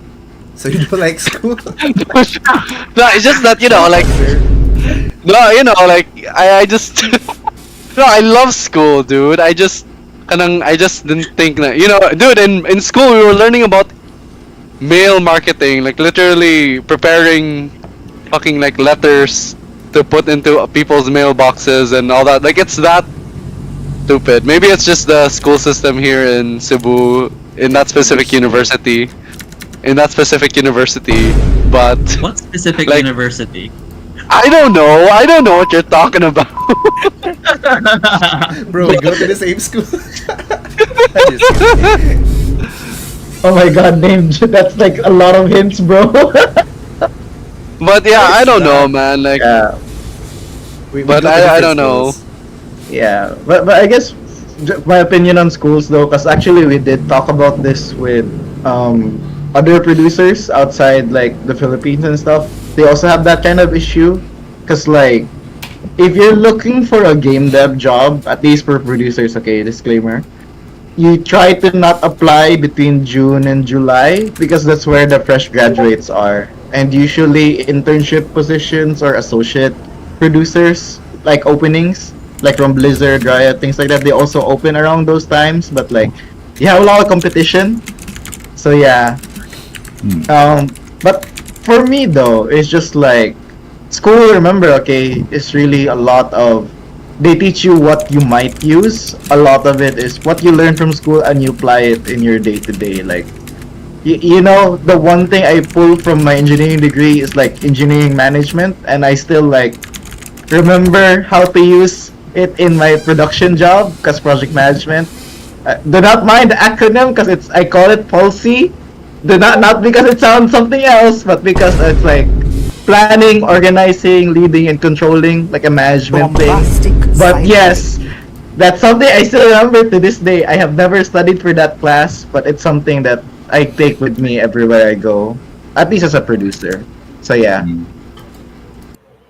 So it's not completely useless or whatever. Well, again, like no one said it was bad to be at school or whatever. I think, I just think it's 50-50, I guess. I don't know.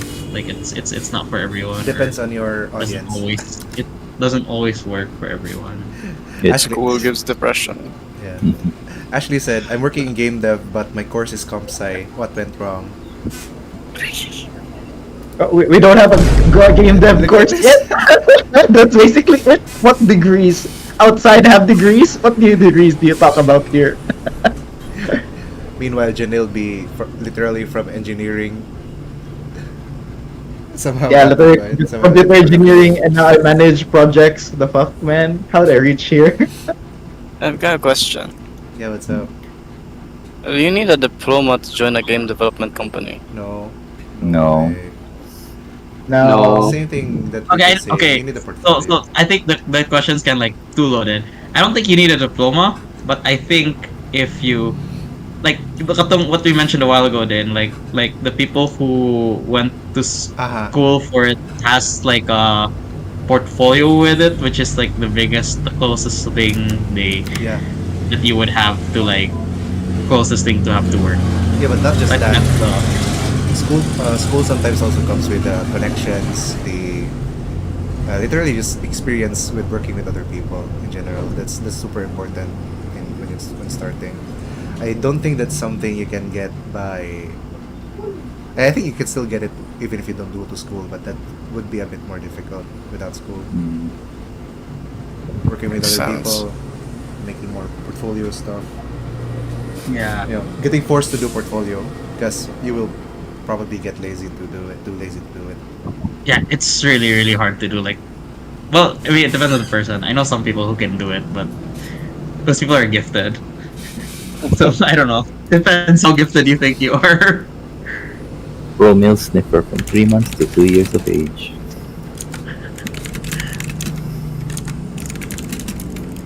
Yeah. I mean, like game dev curriculum stuff. You could learn Unity and Unreal, and then, you know, working on Hades is a proprietary engine, and I have to pick up Lua and all that shit, bro. You can't just Google this. There's no Unity forums and shit, bro. Good luck. Yeah. Pain.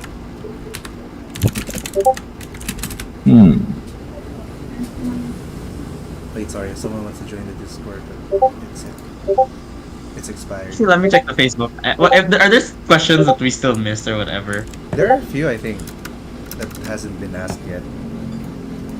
Ruben? Let me double check. I think everything was said na, but I'll double check lang. Oh my god, I Go ahead. can see my skull live. Oh, there's one question actually. There's one question sa general. Kuan. Do you need to find your own style as an artist to be known? I've been changing my art style a lot. That usually helps when I get obsessed with the art or artist technique. So wanted to try learning, but I don't think it helps my pen name get that recognition for what's called an art style. Oh, I know this. Who asked that? I don't know. Someone from chat. Is this for me or is this like in general? Because I have my own opinion on this. I think it's best if you have everyone's opinion on this. So you start clean. Yeah, come on, guys, go. Your opinion on your art style. Yeah, I think I'll try to say because I'm also like in the same boat as that. But yeah, having an art style is really gonna help you out in terms to get your name out and also in marketing. And when people know you, you have that certain look in your art.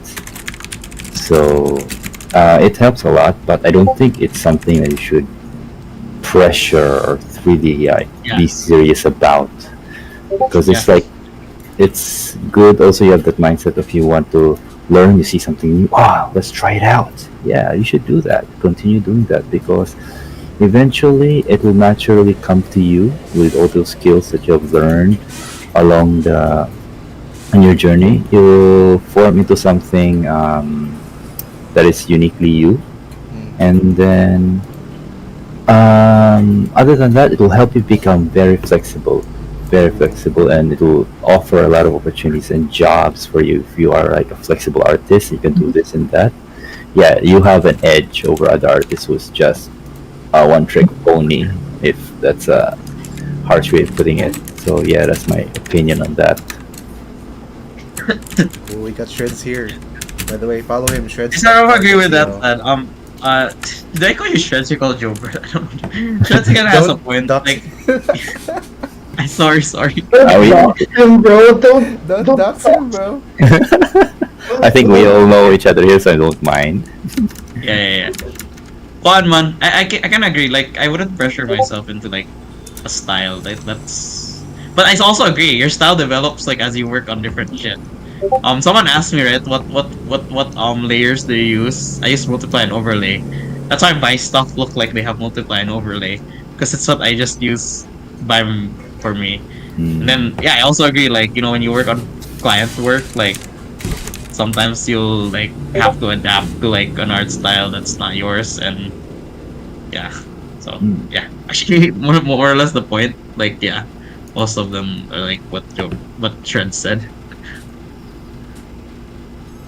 Yeah, because like I think especially let's say in animation, you more often the artists or in betweeners who more in the animation work does have to adopt the art style, the character sheets that's been given to you. So yeah, something like that. It's a whole different skill, the being able to do that. Yeah.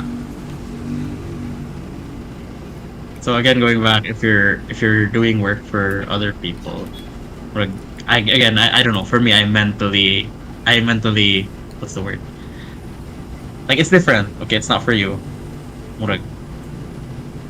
Again, it can be for you, but I always try to like not make it. I don't try to be too attached to it, if that makes sense. Mm. And I try to just like get what they need done. So, yeah. What is Shreds, man? Yo.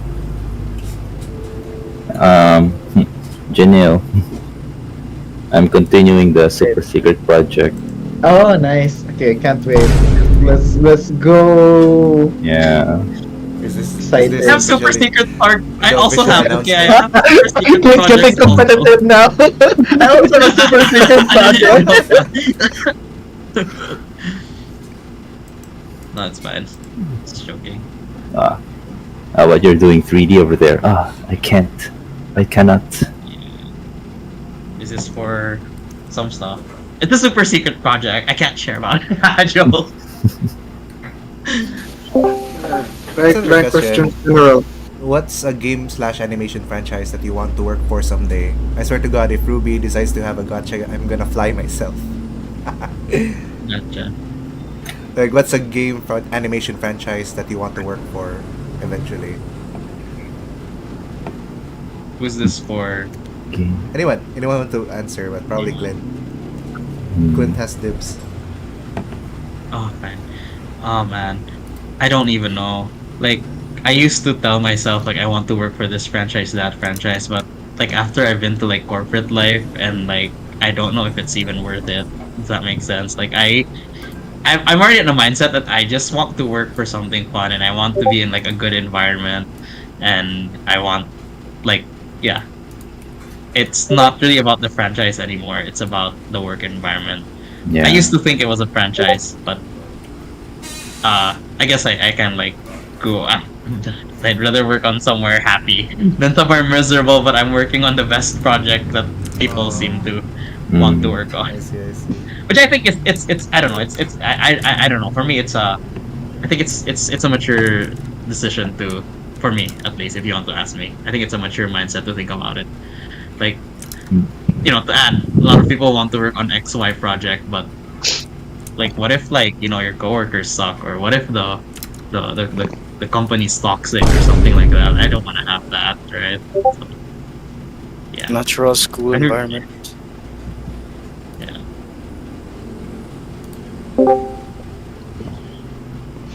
Ayin. Oh, Ayin's here. Yo, Ayin.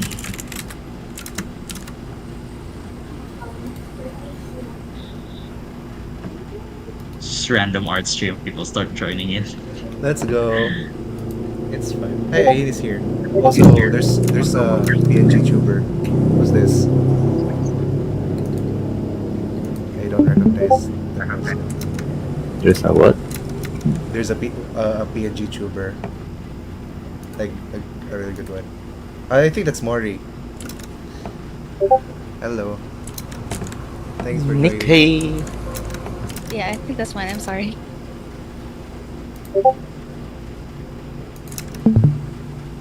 Go guys, start a topic. Dane, why do you hate school? But I hate school. I don't hate school. I love school. Hate the people. Like I'm like trying to reserve all the interesting stuff for next week. Don't reserve it. Oh yeah. What do you mean next week? There is no next week. Cause we're gonna have we're gonna stream next week, 22nd. Are we? December 22nd. We have another stream. What stream? Yes. Yes. Let's just should. It's a Kwan. It's a very interesting topic. You know, we're gonna talk about Archon and Arconnect and the conventions in Cebu. So yeah, it'll be something to look forward to. Cool. That sounds fun. Yes, let's get cancelled together. Yes. Why? Why would you get cancelled? Are you gonna say something controversial? We might. Something might. Just kidding. We're just talking No, about. Janelle's gonna be there. Archon. He's gonna stop us. Yeah, totally. I'm not gonna be an instigator and. I love it. Yeah. More exciting stuff.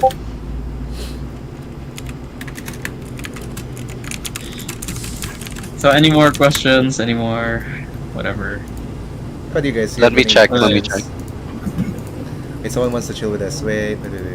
Let me just invite him. Oh, it's Black Citadel Studios. Let's go. A new Oh, game Black studio. Citadel. Dude, I know this guy. He's making Wisplight, a game where you play as the enemy essentially. It's like wait, what's wrong?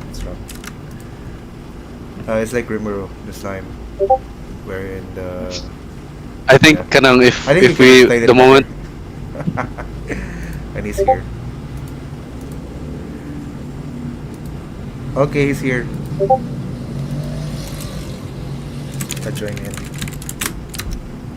Oh, was that Ruben? Someone please stop.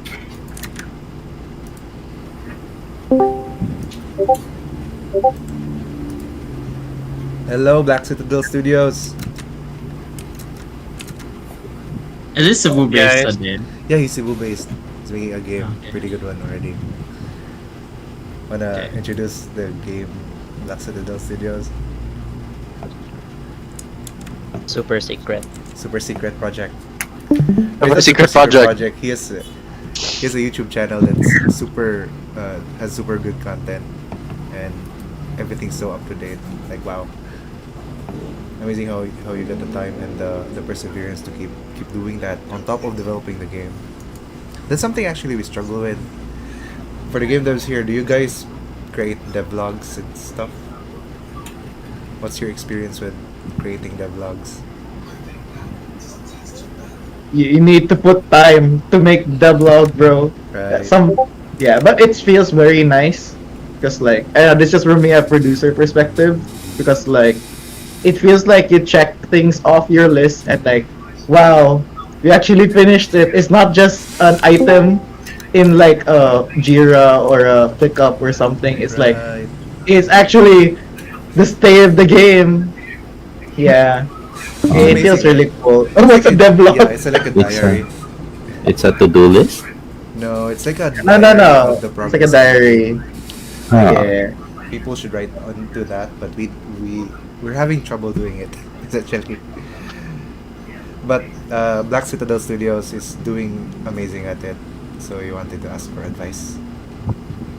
If he can, he's alive. Hello, dude. How do you do your devlogs? Holy crap, they're amazing.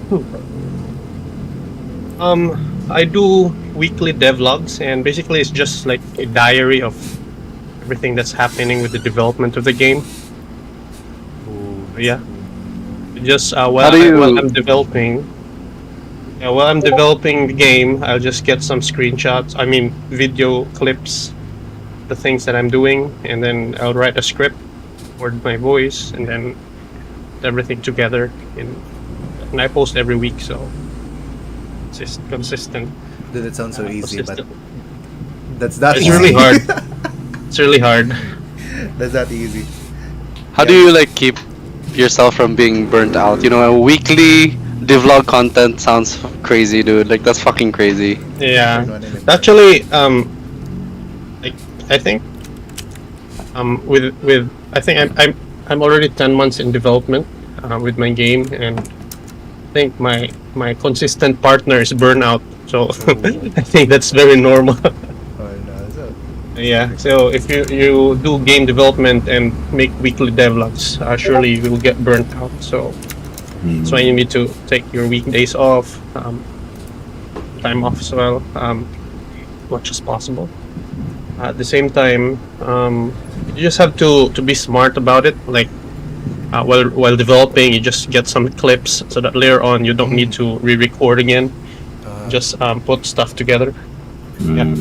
So right, we're currently developing Haphazard Angel, and we've talked about like starting a devlog over again, and then what we kinda agreed on first is to just record while we're working, but then there's a problem of like clipping the really long video into Editing. editing them essentially, and then since multiple people are working on the project at a time, that might be a bit difficult. I think there's a couple of challenges with that essentially. Yeah. So actually, right now, before I was developing the game solo, but now I have already 8 members in my team. Wow. They're all Dang. freelance. And all of them are volunteers. So the game is the development of the game is a bit faster now. So what I request to some of my freelancers is get some snippets of what they're doing. Like for example, one of our 3D artists, I will ask her to while she's modeling, she will get a time lapse video. Then she'll submit a time lapse video to me, and I will just explain the thought process. For example, we're developing the ant, the tree creature. So I'll just explain about the tree creature, and then on the background, I will show her making the models, something like that. I see. So it's a matter of additional. stitching it. Yeah, it's Stitching additional thing for everyone. Like if you want to like the documentation, like whoever's doing it, they're the one that does it sort of. And one person compiles it, I assume. Yeah, you're the one that edits and compiles everything, right? Yeah, I do the script, the voice. You're the lead developer, the designer, and the content creator. Yeah. Maybe we can Really hard. actually incorporate it that way without like just to get you guys doing time lapses. Putting development time into haphazard niya. Like put it in a drive niya. Ako na like compile and voice, so it'll be easier for you guys. But That could be one like thing. I'm gonna need. Yeah, maybe we can do that. Like I guess it's possible. I can still do that. You know, we're But trying to like find a way to make it as low effort as possible, but with the highest gains as possible, or something. Pareto principle. Do you know Mrs. Get AI to Big do it for you. Yeah, no, being indie is really different compared to like AAA man, or I don't know, just like corporate game dev and stuff. Like the reason why I get so along with Supergiant is because they're indie. They're like, so who do I talk to for marketing? It's like you're looking at him. It's like, oh cool, we don't have to talk to other people. And like it's really helpful, really flexible, and you get so many things done super fast without getting approval from other people. Yeah, it's like very fast turnarounds. Very, I know it's a different environment, doesn't work for everyone, but like when it does, it's amazing, and it's fun. I will say it's fun. We went on a call and like we talked about dogs for a few minutes.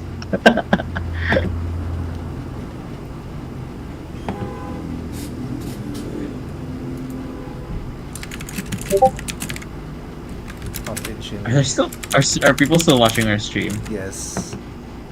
Still around the same numbers. Probably a couple of them left the stream to join the actor stream. Okay. hello people who are watching the stream. Hello people who are in the stream. Janelle's gonna Hello. sing.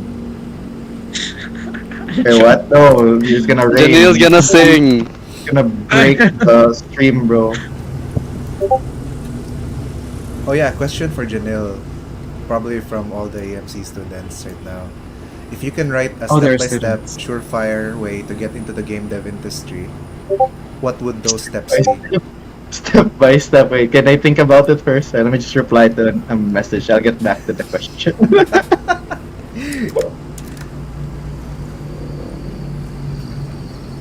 Somebody take the question first. I'm thinking while I'm writing a message to someone.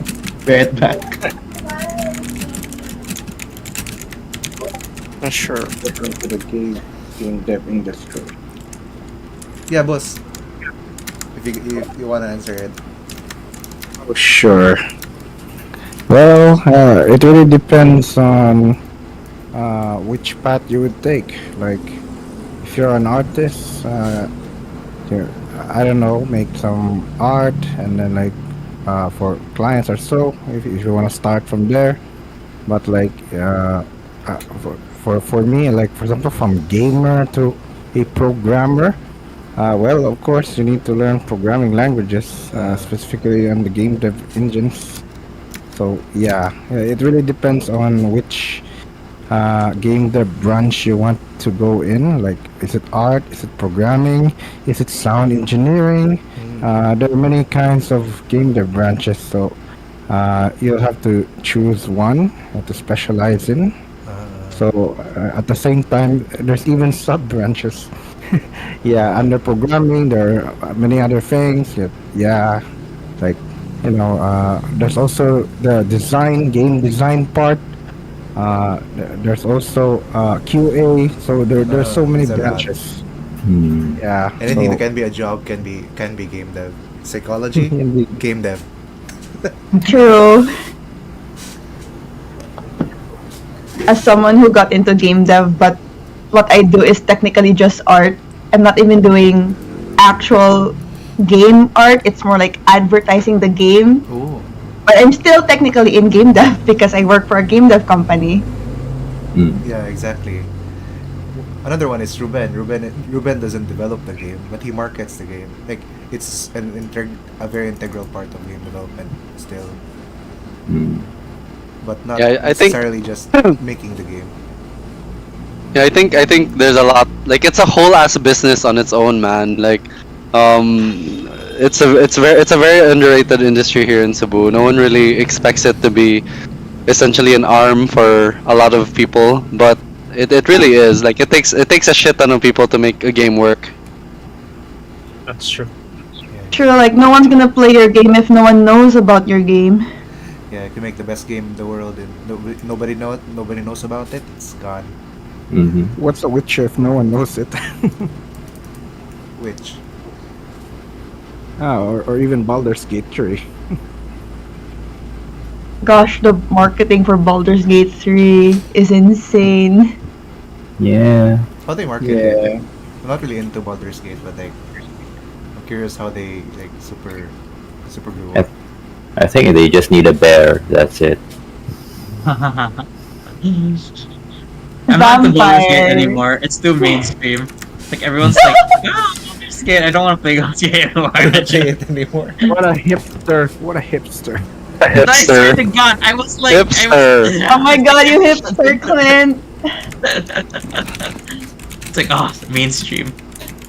It's like BTS all over again. Wow. Were you into BTS?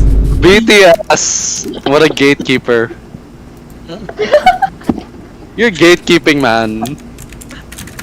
Clint, You know, you dude, you sound like my girlfriend. She doesn't like BTS because a lot of people like it. All of you guys from Cebu. Emotional damage! Oh wait, that's so loud. My god, sorry guys. All of you guys from Cebu, emotional. emotional damage. We're not from Cebu, we're from emotional damage, guys. Emotional from the Philippines, guys. But yeah. But yeah, I guess majority are. I think everyone. Yeah, I is. think, yeah.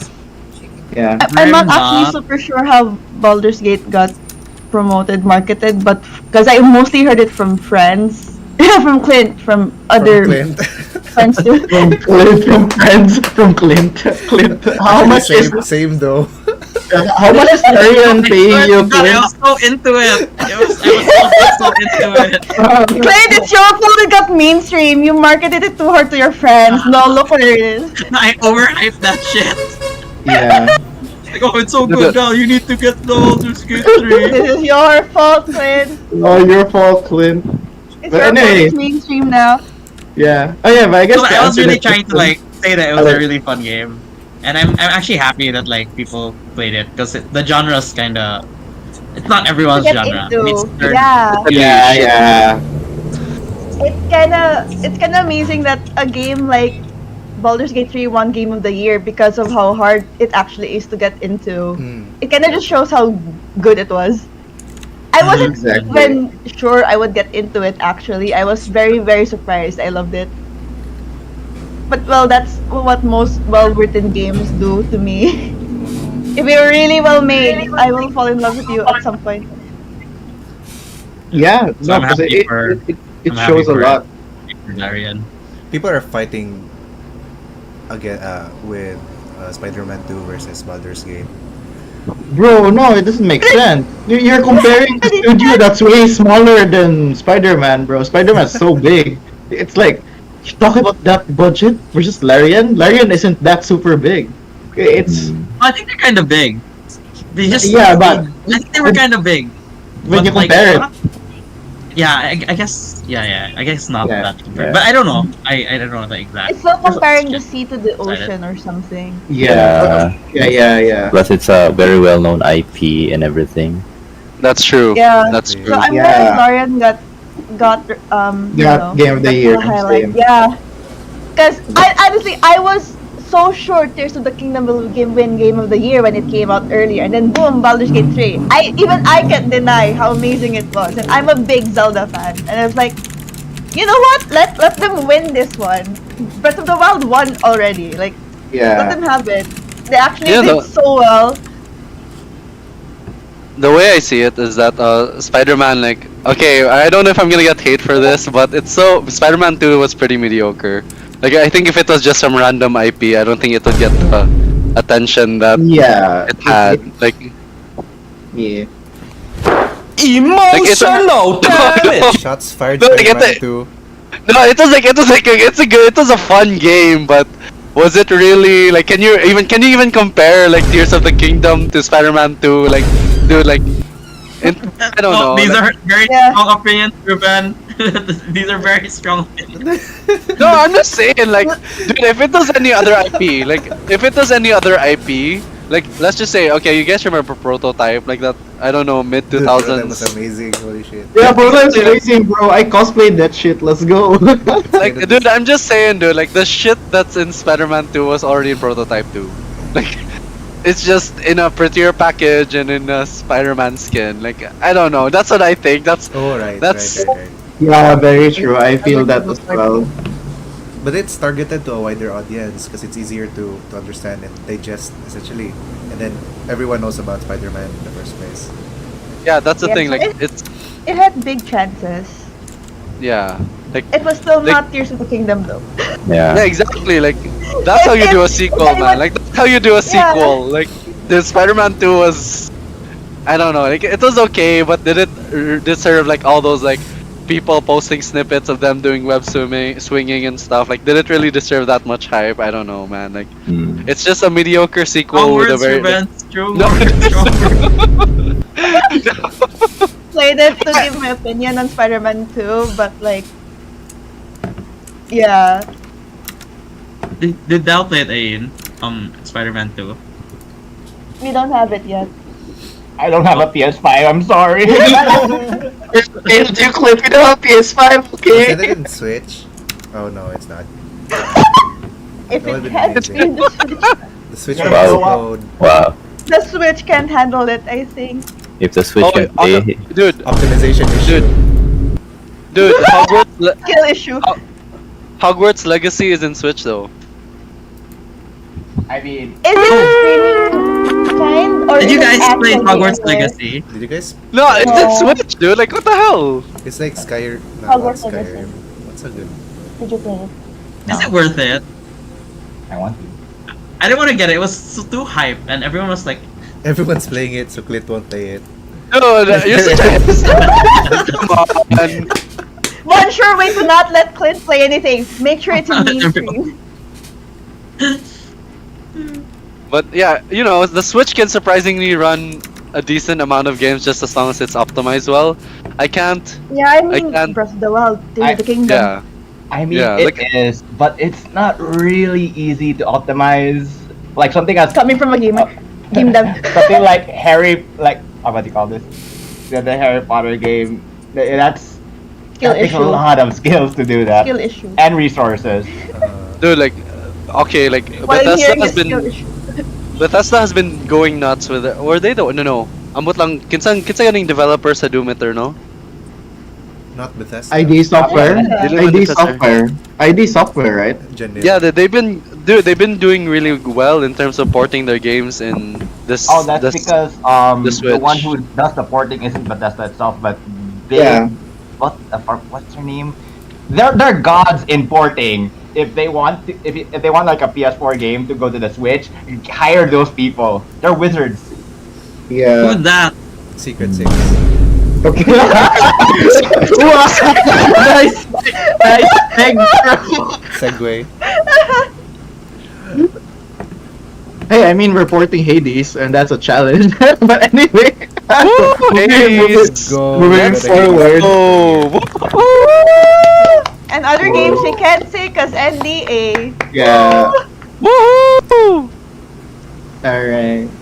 But yeah, Dude, I felt so starstruck when Janil posted it like for the first time. I was like, whoa!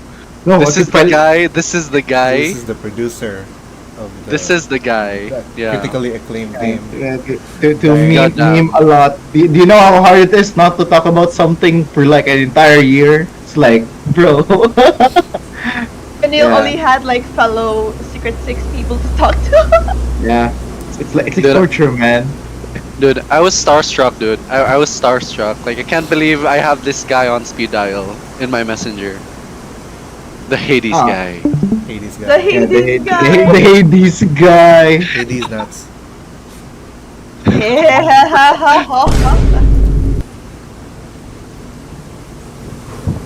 Yeah. How's the But development's going well. Fun? It's still going well. It's fun. What's But I the- cannot what's the disclose fun- any. Fun to I hit cannot ratio? disclose.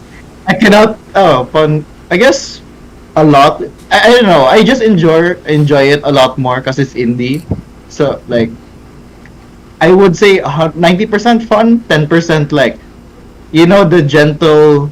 What's the term for it? Gentle worry as a producer is like, will we make it on time? Things like that. There's like 5%, which is like a good thing to have, just to make sure like you do hit things on time. But like majority of it is really fun. It's a really good learning process. This is kind of a producer question, but how do you set deadlines with so many departments and so many different disciplines in game development? For example, you don't really know how programmers do shit, how artists do shit. For example, how do you set the dates? Oh, you ask estimates from deadline. So you ask estimates from them, like how long will it take? Like, okay, this is kind of weird because like the artists and people are here because like it's a producer trick. But like, ideally, in ideal scenario, you ask them how long it takes, but you have to be careful about like what's it called? Work expands. What's that law again? Work The law expands. of infinite work expansion. If you have one, Parkinson's it will law. take 1 week. 1 week, yeah, Parkinson's law. So usually a producer trick is like before you give them the opportunity to make it open ended, you give them a date, and it usually you find out like some people will be honest like, yeah, that date's too tight. Then that's when you can like negotiate around. If you feel like, for example, because it's like a fine balance, because you give them a date that's like sounds a bit tight for you because you're not sure how long it'll take, and then like if they argue back, then okay, that's when you can extend it. But this is also when you play then that's when you become optionally the good producer, because if they say it takes 1 day, you actually buffer for 1.5 or even 2 days. I see. Janelle, why did you give such a Janelle? You gave such an extensive answer, right? The moment Dane asked you, I thought your answer. I don't know, man. I'm the producer. They're the artist. That's not my problem. Bro! That's Janelle's problem. That's what I they're there for. Literally his bro. problem. That's literally what he's there for. I care about people, bro. Because not That's so okay, not, true. not gonna lie. Not necessary. Some Yeah. producers I really will was just reminded of like, like yeah. Again. I'm just reminded when Dal was doing estimates for one project and it was like years worth of estimates. Oh my How did god. you get there again? Yeah, hey, no, it's it's like me, and like I look at the VFX artist and like, your estimates is like 2 years. Are you okay working Are on you this okay? project for 2 years? For 2 years, like you're gonna be stuck here working on effects for this one project for 2 years, bro. Are you fine? Yeah, Like- that kind of thing. Yeah. Yeah, Also, Yeah, how do you like- balance it with the developers? For example, a developer is not good at estimating, or like, yeah. Oh, For example, that I suck at estimating, and then you ask me how many days I can do this. I'll say something optimistic, like I can do this in 2 days, but I actually can't do it in 2 days. you need 2 weeks or something. Yeah, that's actually how why it's important to track the time. Like, it don't have to be like 1:1. It's just like it's agile, right? We're doing Scrum, so it's like it usually takes you 2 weeks or 2 days for this feature or something like that. And you use that data to plan out your iteration cycle. Usually it's iteration cycle. Like, it takes 1 week to revise this design and get it in the build, and then another week to get it implemented and QA'd and stuff. So that's what you use as a pattern for your development. Because the usual development cycle is like not waterfall. Well, waterfall works for some. Where design, then you get it put in the game, and then you QA it, right? Or actually, even if there's 2D, because like we do porting, so I kind of skip the 2D. So like there is like design 2D, make the mock up, and then you put it in the game. That's engineering, and then QA test it out to see if it follow the design and the 2D art. Like, that's the waterfall way. But usually, you break it down to smaller cycles. That's where sprints come into play. Like 2 weeks, 3 weeks, 4 weeks. Usually don't make it more than a month, because like, good luck plotting your milestones, and your stakeholders will like, so when are you delivering something to us? Yeah. But yeah, usually keep it that way so that work doesn't expand, because that's like the tried and true thing for agile. So yeah, you really just time box it and then you iterate. That's why retrospectives and reviews are important, because there is a talk about a daily scrum. You can do a scrum every day. But if that doesn't work for your team, you feel like you're just giving the same updates every time, you're free to make your own. Make it MWF, make it TTH, make it Monday, Friday. If you don't even feel like the top people are just that productive, just like make an automated bot and like, what are you doing today? What do you plan to do next? Or do you have any blockers? And just like put it in a channel somewhere, and you don't have to actually sync on it.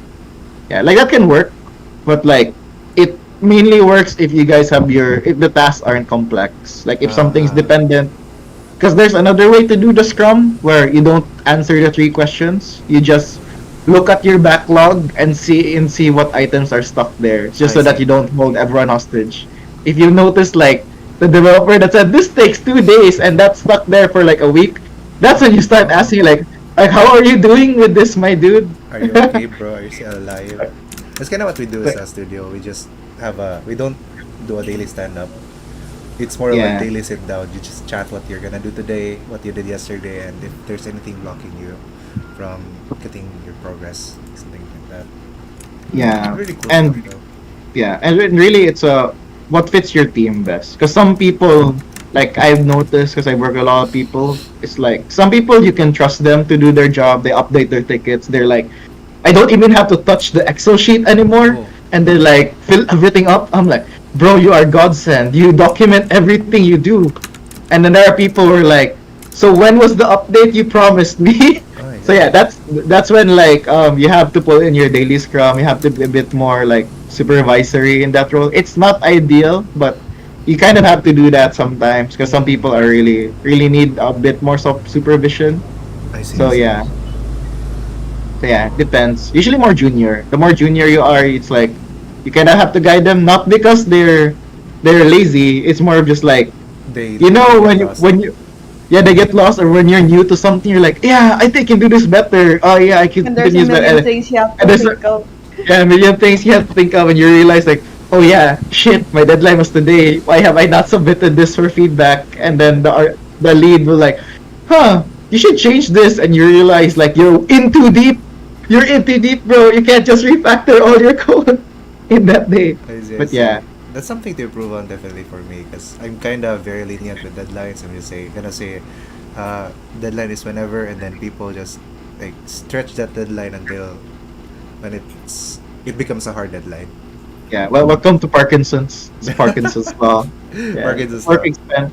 Yeah, work expanding. Yeah. Okay. Well, then in relation to that, right? Because this is like production talk and schedules and shit. And in relation to that, and like how I've been, it's kind of like, so when I was in PM, right?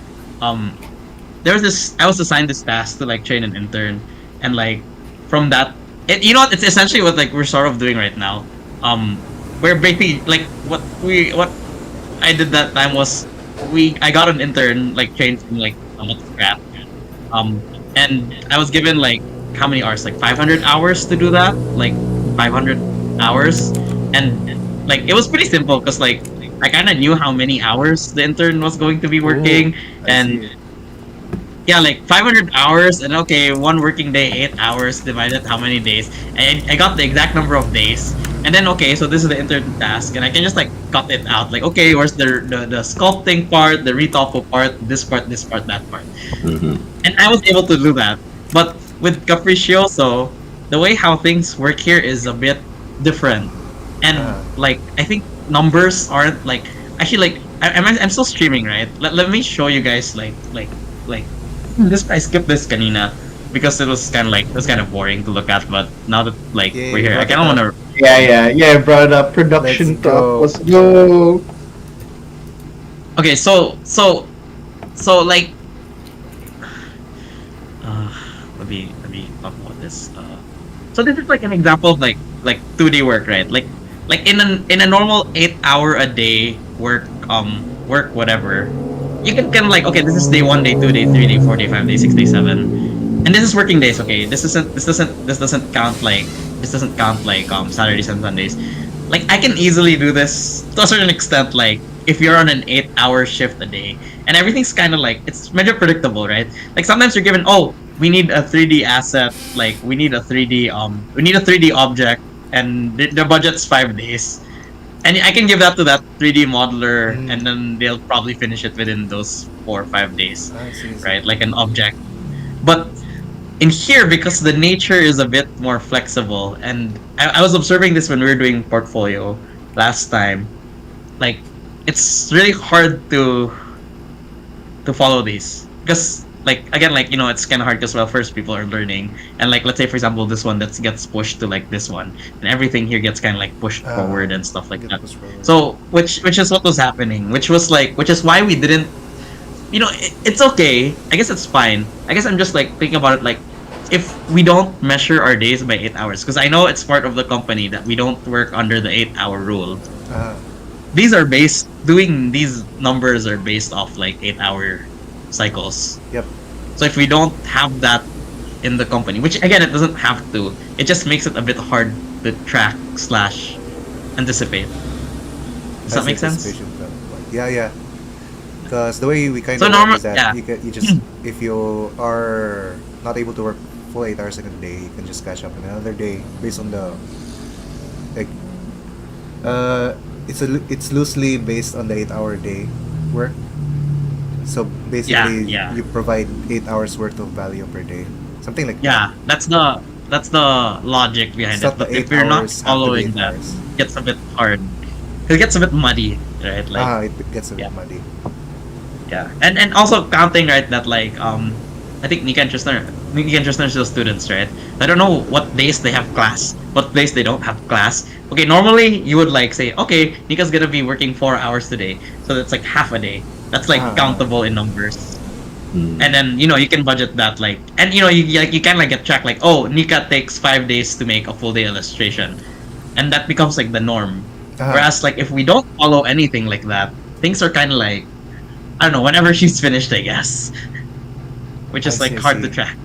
So maybe a good way. So to... again, like again, I'm not like imposing like what should be done, should not be done. It's more like it's something that I'm observing why it's a bit hard to follow the 8-hour rule, because it's not really an 8-hour like thing. So I don't know. Yeah. The way I'm also kind of thinking how to make it work with the current like culture and shit. Yeah. Well, it Maybe doesn't could be matter an because this is experience thing. Like for example. okay. I think then technically it doesn't matter so much because this is just portfolio, right? But let's say you are working with a client that you charge per hour for, or you charge like on a day-to-day basis for like whatever. That one, that's where it kind of like starts to like sort of. That's gonna be a bit challenging. Yeah. If it's per hour. But if it's per per what do you call that? Per like object, per per month or order, per per object. Yeah, then that's Yeah. where the current system works. Yeah. So I don't know. I mean, I'm just like bringing it up here. I would probably still break it to hours somehow though. Like because like you kind of have to break it to hours if you're talking about what's it called? Oh God, this one's not even production anymore. It's like management or profitability thing. Because the reason why you break it to hours is really just to know how much profit you're earning and like how much technically money you're burning in that month or something. Yeah, wait, I'm trying to look for it. There's a term for it. Yeah, but okay, that's quantifying everything. Yeah. okay. So that's assuming, right, that people in Capriccioso are paid because they work 8 hours a day. However, if it's like as long as you hit your targets and you're paid the same amount, that kind of changes, right, to a certain extent. Yeah, So- the actuals will, but like you need estimate or projection just so that you're not, I guess, guesstimating every time. Yeah, because it becomes difficult to quantify things if with the current Yeah. system. Yeah, like you just need a projection. It doesn't have to be accurate, just like a projection. Like that's really just it. What's so a good way you to do know. that? Do we like have everyone set their own declare their own deadlines and then work on it? I mean, work around it by the producer. I mean, for me, the easiest thing would just be. Oh, wait, do you mean like projecting, or do you mean like with like actual estimates? The developer or the artist declares their own deadlines, and then it's up to the producer to move them around based on the client requirements. Something like Oh, that. actually, I would say. Okay, this is the more strong arm method because it depends on how experienced or how much you trust your team. Because like I would say, get the deadlines from the client if they provide any. If not, try to impose monthly. Because like monthly is like the worst case milestones or for sprints and usually for game dev. And usually when people start asking for updates, like Oh, no. how's the project doing? An entire But- month with no updates, that's probably not Yeah, gonna be a thing. Yeah, I know, like delivery. I mean, like milestone delivery. Like you can give updates every weekly or bi-weekly, but like like submissions or milestones. Oh, for sprints. Yeah, for sprints or like actual submissions, like deliverables, like I see, people I see. actually get to play with. Yeah. Kind of depends, because usually for development, then that's the delivery date is super short. Yeah, it will say 1 day, maybe 3 days max. But for art and stuff, it takes a lot longer. Yeah. Oh wait, what type of outputs are you expecting? Because it also depends on the delivery. If you're just talking 3D art outsourcing, then yeah, you can really go really low, like just asset production. Like you can go like on how long really the asset takes. That's when you can literally you can ignore everything I said about sprints. Just really count the days. Like okay, this is like me divulging all the secrets I know from like assets. Thanks, Jen. Just like Because creating assets is really different from creating. Okay, like we have to be frank that 3D art outsourcing, 2D art outsourcing is never the same as making an actual game. You have to admit that because like you don't iterate as heavily on a game. I mean, on an asset compared to iterating in a game. Because when you iterate on a game, you roll over so many departments, and the rework is like QA, engineering, UX, 2D. Where if you revise something on a 3D asset, you only kind of piss off the 3D artist. But like yeah, so that one, so you can actually just choose to really just sit down with your artist, get an estimate, and you don't have to follow any even agile fundamentals for that. Don't even need to do retrospectives as heavily, unless it's a long-term project. I see. But I see. because it's simple, it's a straightforward thing. Just create assets, right? The only thing that if there's like a how do you streamline the pipeline, just talk about it. It's kind of like keep it simple because it's a simple production line. But once you go to like I guess for example porting, for example ground up where you have designers, you have QA, you have the theoretical validation shit. That's when you like have to have the sit downs, retrospectives and shit, and like the monthly stuff because it's complex. Complexity is really hard to measure in a project. Even the PMO, whatever project management institute of something, has a hard time quantifying. There's like theories about it where you could have a buffer that's 10%, 20%, 50, 100% of your estimate because for all you know, the game you made for like a month starts spiraling into like fuck. We need 2 months to rework something. No.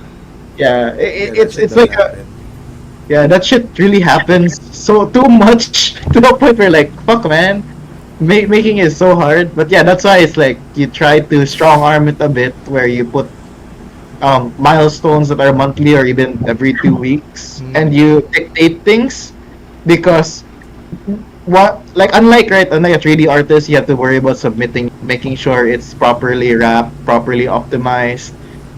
In the you kind of do that, but multiply the complexity by how many departments you're doing with, and not everyone is that aware that oh yeah, I'm working with an engineer that has to work around. Why are my bushes super high poly? I'm like, and like on a Nintendo Switch project, and like, bro, the Nintendo Switch isn't strong. It's like 2 gig RAM, 3 gig RAM. Like, bro, what the fuck do you think it will run? Try playing Apex on it. Yeah, I think it runs Apex, but bro, good luck playing it at high quality. It's because not everyone's aware about like everything in the timeline. It's why, for example, I want to set a deadline for a build. Like I need to submit something by Friday, right? I set a deadline by Wednesday because you need the entire day of Thursday to test. Ideally, you need the entire day of QA to test on Thursday. And if any shit gets found out on Thursday, that is even a red flag already because engineers might have to do overtime on the Friday, and then QA has to do another pass because of regression. So like, it's like a domino effect where you, unlike the straightforward asset process, you really have to think about what the interdependencies are for each department. I see. Yeah. How do you apply it to the for example at least the portfolio part? Then maybe slowly apply it to the rest of the studio.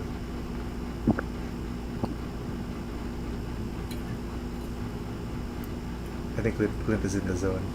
No, I'm looking at. No, I'm listening. I'm looking at Zyra's ass. I mean, yes. Hello, it's ridiculous. No, we're Modding 3D modeling. 3D modeling. No, I'm 3D model. Stream. We're still streaming. I kind of want to show something. Wait, let me show this to you guys. It's streaming. I gotta show to you. It's asset creation. Asset creation, bro. Oh gosh, that ass is staring into my soul. Yeah, damn son. Like, those donuts, bro. I was making this thing. It was super experimental. Nice. I like my donuts like this. Where is she? Are we still streaming? Anyways, go discuss. Oh, here she is. Well, it's kind of like NSFW, but whatever. I made like a cowgirl. and she has like another, and she's like pregnant. God. Quick, Dave, I don't want to. stream. I'm gonna close my stream. Wait, is there a stream there? We'll be right back. If you want to see it, join the Discord. We're back. Alright. Hey. What were we discussing? Sorry. Other- Clint, others. Rushing hooves. Clint Yeah. threw in. Have you ever heard the Clint threw term in popping? acid. Oh god. Alright, going back to Zaire, going to the safe one. I see. I got it. Yeah. No, Dane was asking how do we try to make our work more is quantifiable the word like Yeah, I think Jenny was. how do you making it measure quantifiable. things Yeah, especially I know. with the system that we're using. Yeah. Yeah. I think you just That it- streamline and just make it like make a routine. Streamline, make a routine or habit. Like there's like a thing where you like I guess this week is all for submissions like every month or something like that.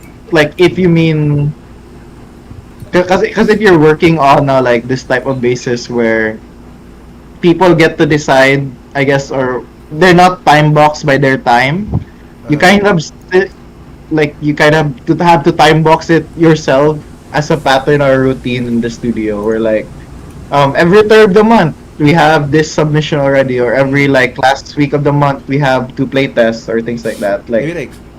Yeah. We have a big target and then break it down to smaller targets, then add deadlines to those targets.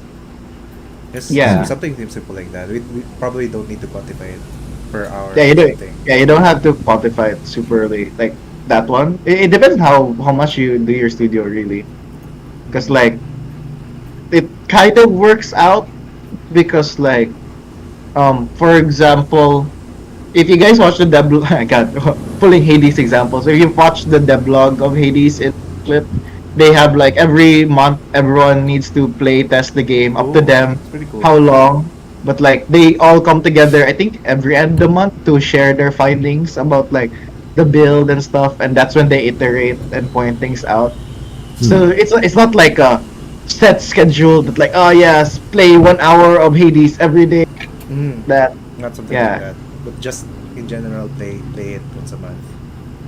yeah, play your like how many hours about, and you guys just meet up together and then discuss the game. Like you guys up to you guys how you want when you want to schedule it. Because that's how some people kind of fall into the trap of agile, where like oh you have to do the daily, you have to do retrospectives. Like Yeah, that's kind of also what I'm trying to avoid with the studio, like Yeah. making it like quantifying it too much, I guess. But I'm probably Yeah. quantifying it too little. My Yeah. inspiration for this kind of system is like the Nordic working system.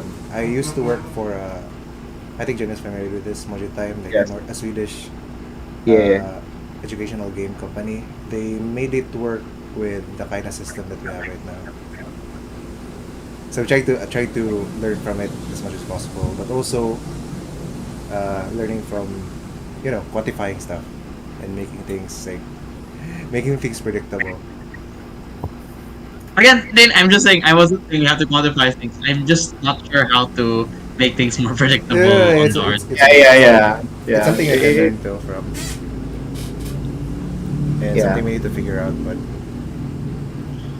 Yeah, but I guess that's a good start because like I don't know this is like pulling from the old question. 'Cause I just wanted to share this one because like it's really because I have this game dev book and like Super Giants part of their contributors here, and like one thing that 'cause I take them as a really good example because they're like one of the studios other than working with them.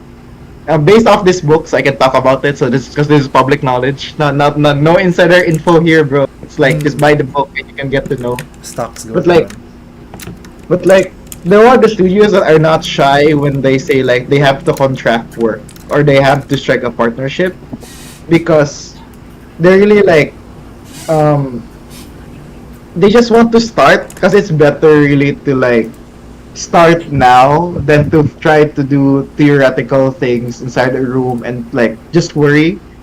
Usually it's like, cause like okay, I'll just read it word for word. I guess it's like this from Amir, like their studio director is like, You want to be able to say you succeeded or failed on your own terms, or like you had to strike the partnership because it was necessary to achieve whatever you wanted to do. Because like it's really there's no one perfect. It's very agile. It's games, man. We're not. I don't know. We're not trying to build something that could pose a risk to someone's life. But yeah, so not too strict. Just find the strike the balance for it, and just start, I guess.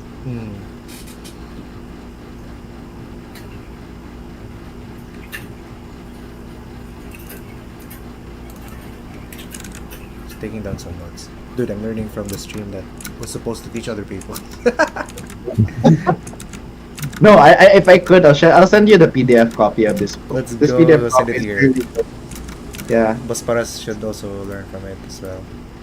Yeah, no, because also this book, like, also I think it's super giant to help explain how man hours work. So that will really help. There's like sections here. I'll look for it. I'll look for the PDF. It's a good book. It's only like a couple of pages. Yeah. I would recommend this book because like the people who actually wrote it are all indie game devs, and I think it really fits. That's pretty cool. How does this apply to Koan? Like, if you yourself, you an individual game developer, artist, or writer, or whatever, would this apply to you managing yourself or something? Like a solo dev? Yeah, a solo dev, a solo artist, working on your own thing. Like even let's say it's a personal project. Yeah, it should be. It should apply. It's just that it really helps a lot because the thing is like there's two types of people or two types of schedules, like the manager schedule and the craftsman schedule. Yeah, you kind of, since you're doing both, you're scheduling yourself, managing yourself. It's kind of like the same when you're also freelancing. You have to do the overhead work, which is managing, doing your timelines and shit, or else you might just keep doing it and realize like you're scope creeping yourself. So yeah, you're like merch. I know the best example, like when you're preparing for merch. I guess Oh, from don't call me out. yeah, there, I think in public. Yeah, there. It's like yeah, I could do all this art, and you realize like, oh, I'm tired, or you get sick, and like, yeah, I should have 2 weeks planned out. before the con, and you have to like consider merch manufacturing timeline and like your own ability or Yeah, you your have own to count mental your own state. spoons too. Yeah. What's that? Yeah. You have to count your own spoons too. Like, oh, I can only afford to use these spoons today. Yeah. Also, energy, man. Energy is like very finite. Well, not really energy, but like focus. Willpower. Yeah, willpower. Yeah, willpower. Because that's why people recommend routines or habits, and that's why I'm recommending that to you as well. It's just like once you have a routine or habit, you don't really think about it. So all your energy or willpower can be actually used to do the decisions. Because it's automatic. It's like I wake up every day, I clean my bed, I cook breakfast. It's automatic. I don't waste mental energy on that, so I can use it to decide on things like actually matter. Because imagine, man, if you had to worry about like, oh, what should I cook today? Oh, what should I like open first? It's like it drains you, and like by lunchtime you just want to sleep and not care. Yeah. Yeah. Streamline your decision making, bro. Making a decision will sap your energy. It does. I don't think so much about it, but that all kind of like Don't think everything's about it. starting to like make sense now, and like what I'm doing, and like yeah, like I didn't think so much about it. Now that this is being discussed, I'm like, you know what, that kind of like makes sense. Like, I guess this is why I'm like this, you know. Hi, Clint. I hope it was helpful. No, this is me reading the what book was Psychological that? self-help book. Yeah, psychological self-help book. But hey, it's actually good. I put everything in a tier list, man. You know, I base my diet plan off a tier list. Wait, I will show you guys the vitamin tier list. Diet plan, tier list. Yeah, no, there What has is. this discussion devolved into? I know, man. No, no. It's like I like tier lists, so like might as well get it somewhere familiar. So here's a nutrition tier list. If you guys want to watch. Holy shit. Oh God. Yeah, I fall into a rabbit hole, man. It's like nutrition tier list. I was like, yeah. Yeah, cabbages fucking F. Dude, cabbages Yeah. are the best. Hey, wait, why is white onion C? Broccoli's okay. Yeah, I know because Depends on white how you onion is prepare it. different. White onion is different from like red onion that we have locally. The smaller onion is more nutritious. Oh. And expensive. Yeah, and expensive. Yeah. But yeah, no, you can. The reason why I enjoy this is because I can consume this better and it's well researched. And it feels like I'm watching a Genshin tier list, and like my brain's been conditioned to gacha so much already that watching a tier list is like, Oh. yeah, this is valid info. I can memorize this This just is by an like. interesting segue It's a into smart way. gamifying. Yeah, Interesting segue into gamification. yeah, exactly. How No, do- that's how do good. you- No, there's the Mario effect too. If you watch the TEDx talk, I don't know, man. I'm pulling out things that I learned with like over time because I somehow cannot forget these shit. There's a Super Mario effect if you want to gamify your life and be successful and shit. Petrify your life. Super Mario effect. Yeah, tricking your brain to learning more. This is why I keep telling people like, just keep learning. It's also, oh my god, Designing. It's a game you know, design. I can segue into so much other shit. Like, The world has bad game design. Janelle, you Don't should teach you do a step by step. podcast. yeah. No, why do you think I did the talk? That's why like I did the talk in Bohol that That's why time. we're here. Yes, but do a podcast. Do a Put your stuff on podcast. Spotify. Put my stuff on Spotify. Yeah, doing a talk there. Use your VTuber, yeah. When Hades is launched, okay. When Hades is launched, I'm like, my focus is limited. I want to make sure Hades succeeds. So yeah. I'm in the zone. Sorry, guys, but I am listening. No worries. What is zone? Guys, question. What's up? How do you do your wish list? How do you gather wish list for your games? Oh, you mean like playtesting feedback, that type of thing? Or just No, wish list no. on Steam? Wish list at Wish list Steam. on That's a Steam. Ruben Yeah. question. Or which We're list? not good What? at it yet. But Janil can answer it probably. Wish list. Wait, which list? Like. Wish lists. Oh wait. In terms Wish of list. vision, what to Marketing, do or marketing. make in a game. Oh, okay. What are your plans to gather wish lists? Oh, like Steam wish list. Okay, okay. So we're aligned on Yeah. that. Okay. Okay, let me just. Let me. Oh my God. Hades Oh 2. my god, there's late. so much people. I just realized there's so much people in the thing. That's cool. Right. Because like, where was that announcement? Yeah, Hades 2 is the most wishlisted game on Steam. That's a very good question. I will probably ask that to Supergiant when I get to talk to them because they're like they're the most wishlisted game on Steam right now. I think Can you it direct happened. the information to Ruben? Yeah, You need to but write that shit. but I guess to answer the wishlisting, like okay, Supergiant is actually not a good example now that I think about it because like they're Hades left Supergiant. a mark. Yeah, they're Supergiant. Hades left a Game of the Year mark where like they're an indie game that competed with AAA shit. I think in 2018, I'm not sure, but yeah, because you could like Hades 2 is not a good example mainly because they're riding off their name already, their trend and stuff, and it's kind of like sells itself. I talk about this with them or like, so what's the marketing plan? And then like, we still have to figure stuff out. And then like, oh okay, because like when we talk about it, the game and brand kind of sells itself. Whether you talk about Hades or Supergiant, it's already selling. Well, they're not a good example. But if we're going from starting from scratch, I would probably say Kickstarter. The reason why, because you do Kickstarter not because you want You the need the funding. funds.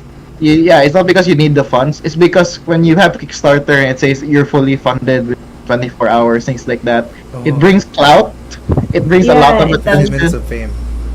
Yeah, like that fame is more than enough to like people Oh, start wow. like, oh, like a good example might probably be Coral Island. A good NSFW example might be Subverse. Where is that? Subverse. There's also the letter as well, kind of. But yeah, But- yeah. But subbers are the animators are already well known in the community. Yeah. I remember it's back in but the Trident first Games, game he though. kept on talking about Subverse. He did not Hey. talk about Subverse, Janil. I'm sorry. Okay, it's it's my retirement plan. It's like, bro, I give up on AAA. I just stick with the big A. There is 100% demand on that.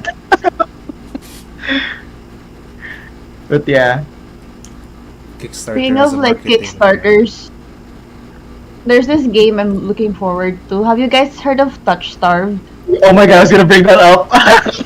So I'm excited Yeah. for it. Side It eye. looks so beautiful, and Criminal Yeah, I know. I was so Side when eye. they got Dan Avidan to sing on their trailer. I was Yeah. so like, oh, Dan Avidan. Exactly. No, see, look at It's that. so exciting. From 95,000 gold to $823,000 Dang. gold. Yeah, I was looking at their Kickstarter, like the unlocked goals. Like, wow, they really got this much support. It's not a So big thing though. How do you do Kickstarters that work? Yeah. Yeah. You I know. If you have to. game by default. You have Yeah, to market good. Kickstarter, which is still marketing the same game. Yeah. yeah, You, it falls kind down of- to you kind of like, yeah, you kind of funnel people slowly into your Discord and stuff. Uh, You turn them into you turn them into evangelists basically. Like how Subverse turned me into evangelist for Oh. Subverse, and I talk about it to you guys. Like Good. you get buy-in from like those people. This is kind of what happened with our Connect, right? But on a Yeah. much smaller scale. Like we got one or two people interested, and then they started talking about it with their friends. People got Yeah. followed, more people joined. Yeah. And No, they from did. our- They did Wow, advertisement for you, right? They did advertisement for you, The right? initial goal was like 30 people, and we got like 150. We made jokes na the 30 people would be like the people we know, Maximum. like 30 people maximum. That's it. So for Kickstarter, what's the ideal funding goal for a game? Because there are a lot of Kickstarters as Something well that that makes It didn't depends on reach your the funding, right? Yeah, but it depends on your game though. Like what type of game? It depends on the complexity. Because making Yeah. funding a visual novel could be like 5k, 10k USD. Funding a I don't know, MMORPG something might be 200, let's make 500,000. Baldur's Gate. Let's make Baldur's Gate, but in Philippines. Something better than Philippines for setting. for Baldur's colonial Gate. design. Colonial Visayan, turn-based RPG with MMORPG was farming there. elements. Oh god. Gubat Banwa as a Gubat. game. How do you get into Kickstarter in the first place, by the way? Because we don't We have don't access actually- to it. Yeah, I think Oh, yeah. Philippines Yeah, don't we don't have have- access to Kickstarter, sadly. Dang. So You that's had bad already a RNG. non-starter.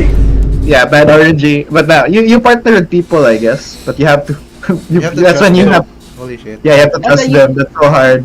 You get So sponsors. Philippines doesn't have Kickstarter. Is Indiegogo We still a thing? can't we I'm can't not submit sure. games. We're not anything allowed on to, Kickstarter. yeah. For some reason, it's been years. Holy Yes. crap.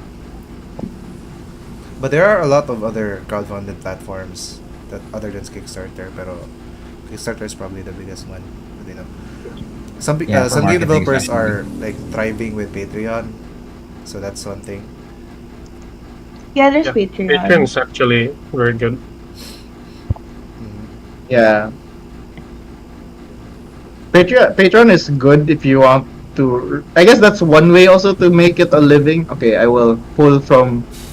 Okay, I'm not sure how to post this because like these are very like okay. There are content creators that are solo devs I follow, and they usually make. Oh my God, what's the term? Visual novels for specific audiences, and they usually just like R18. yeah, basically R18 visual novels, and they earn like $5,000 a month, $6,000 a month. Like, it's of course Patreon's gonna get a cut, but it's a very sustainable way if you want to like develop your game while also being paid. Ah. So it's like Patreon is a thing. It's like how some artists like also do Patreon where they give their patrons like I guess art or releases. Or, I don't know, man. Look at OnlyFans, Usually- bro. Yeah, with Patreon, usually it's some people do like a monthly mailing thing. Like I've seen people use Patreon like it's like a club, like a sticker club or an animal pin club, where if you join in, you get an animal pin per month. So it's like a secret club basically, where you can get exclusive merch that most people won't have access to. Sometimes they use Patreon as like early access to their shop if they're really popular. I Or also like do early access to like go. I also do early access demos in Patreon. I have Patreons already that are testing the game, a very early development phase of the game, and they all of them came from YouTube. So Oh, I yeah. also promote. Nice. Going back to the devlog thing. I That's think so Dane, hard. Dane, I think you subscribed before, right? Dane? Yeah. And I also do advanced content like early screening for the devlogs. So yeah. Yeah. There's a lot of things to do. But it's so much work. I tried to It's so start a much work. Patreon, Yeah. but it's like just the idea of like you have to do constant updates. It's like social media, but also thinking of like what will make people pay you, like make it worth for them basically. So you have to think of like things like, oh, maybe they have access to whips or access to your future concepts for merch or yeah, like- something. It's yeah. so much brain power that I have no spoons for that. So in my case, most of my Patreons just subscribe to support the development. So they just That want to too. fund the project. So yeah, that's one way to get funding as well. And as for the content, what I do is just I have the weekly devlogs, right, for YouTube. Then I make smaller development diaries, like very small snippets of the development, like features for the game, and I post it exclusive on Patreon. That's how I create content on Patreon as well, along with YouTube, and at the same time developing the game.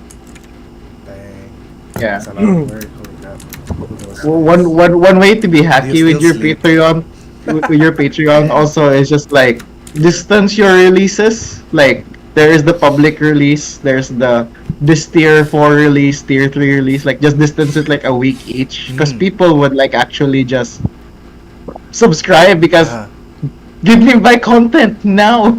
Yeah. Yeah, Content there's now people who are versus like content that. later. Boss, So parang Yeah, like- screenshots. pandering to that audience, the impatient like ones. early and like one simple thing you could also do is just like giving them access to your renders or higher renders and things like that. You already have the assets, just have to export them in higher quality. True, but usually I feel iffy about that because some people take advantage of it. You have no control if they would upload it somewhere else. Yeah, but Exactly. But I think it's fine Yeah. if they upload it somewhere else. Like, piracy is kind of flattering to an extent, unless it's actually hurting your backline. Yeah. It's like it's flattering, but like, oh, it's gonna hurt me because it's not gonna go back to me. But I So mean, one of, supporters are gonna support. Anyway, either way. What was that? Also, one of my ways to give perks to my Patreons is to have them involved in the creation of the game. So we have Oh, yeah. a Discord server, Yeah. and so we talk with our Patreons. We give them early access of the demo build so that they can give early feedback, and maybe they can pitch in some ideas as well. We're gonna implement to the game. So Yeah, basically I- most of the features the game has right now is from the feedback of the community. So it helps a lot Nice. if you involve the community in Yeah. creation of your game as well. yeah. I've I seen know, like- you go, Ayin. Yeah, it's also when people also have early access or sign up for these. Sometimes like, oh, I can turn you into a character in my game. Like you can have a cameo, which is always fun. Yeah. yeah. Just be careful though. Don't like just like I guess for those like be careful what you promise some people. Do not do physical Kickstarter rewards. hell. Kickstarter hell. Do not promise physical rewards, bro. That's something I know from like the letter like they promise physical letters and like shipping was crazy. The easiest, I think, is just to create a DLC content, like maybe an item that you'll give to your Patreons, exclusive only to your Patreons once you launch the game. So Yeah. Yeah. That's what Valheim did. one of the Oh, yeah, speaking of, I need to get my Twitch reward. Yeah. It's the Baldur's Gate one. Yeah, you can also do like I don't know some like this is also how you take in feedback. Like at a certain tier, you can request specific things, and the other, I guess, similarly ranked patrons can like vote on it or something. Vote on a feature. Create a Yeah. feature. Holy Yeah, crap. create a feature. I think we could definitely work on that. It's bad timing that we started talking about this when our marketing guy isn't here. Yeah. He'll be back later. I'll just tell him to watch the video. Yeah. I There's a lot also- of valuable information that we got Take from minutes. This ain't no meeting. This ain't amazing. No, this is a So retrospective, do you guys work on 3D as well, like 3D games, or just 2D? Depends. Depends on the client. We're mostly working on client games, so sometimes there's 3D games, sometimes there's 2D games. But recently, it's mostly. Do you do level design, like for open world games? For clients, no, but for our own games, yeah, we do our own level design stuff. I mean, for us, we 3D. do, but yeah. How Do you about guys Janelle? have Janelle? experience in creating 3D landscapes for RPG games? Not for RPG games per se, but we have Nika here who has experience with creating 3D landscapes for VR chat and what was that other one? Spatial ba to? Ooh, Was also VR chat. something similar to VR chat. All right, I'll note that down in case there are VR chat requests. Wait. Continue on, Dave. Because right now, I think the only skill that's lacking within my team is a level artist and a Oh, I level think designer. It's super important sa your type of game. Yeah.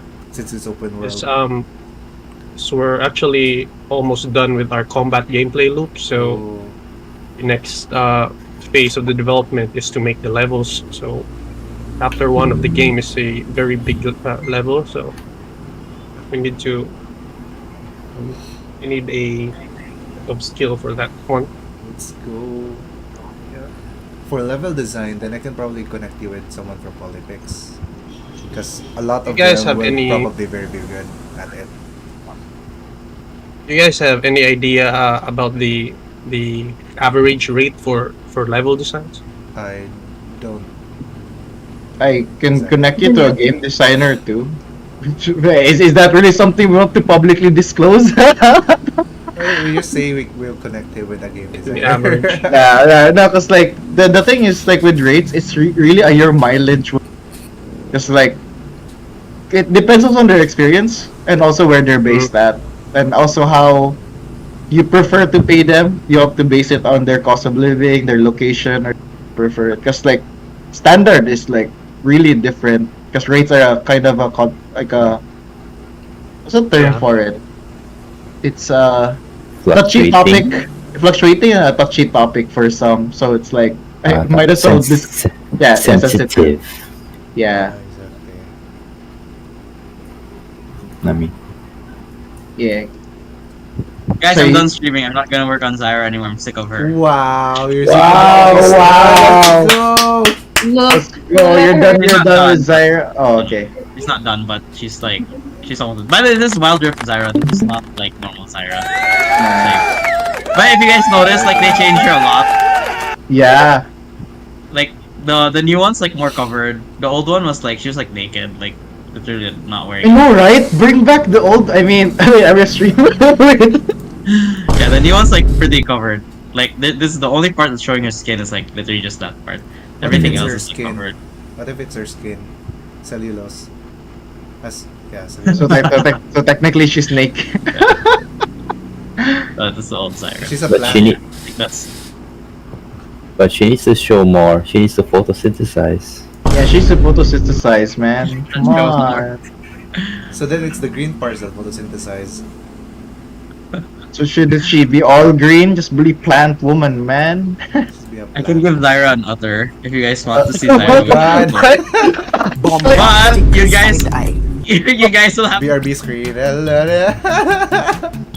We'll be right back, stream.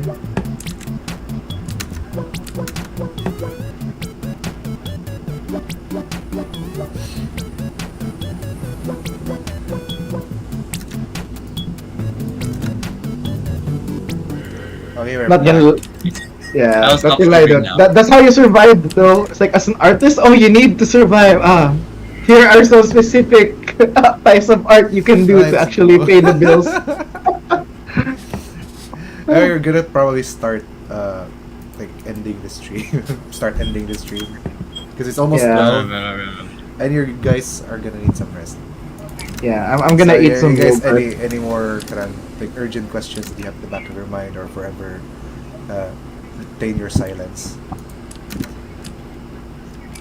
Exactly. Huh.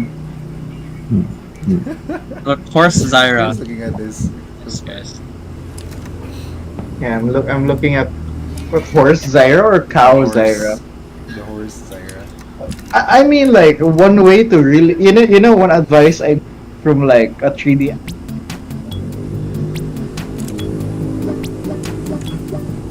animations that are 3D. Oh. Cause like, Let's not get in that rabbit hole, Janelle. yeah. To be No, like- fair, Like action, I mean, action. What are To you be- talking about? Or on the stream and then see.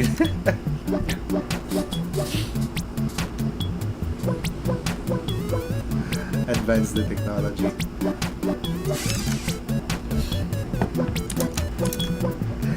It's okay, we're in the stream and then scene.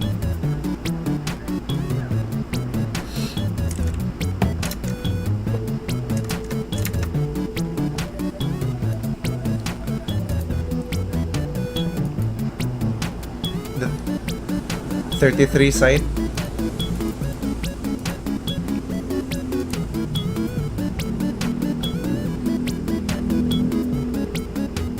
Yep.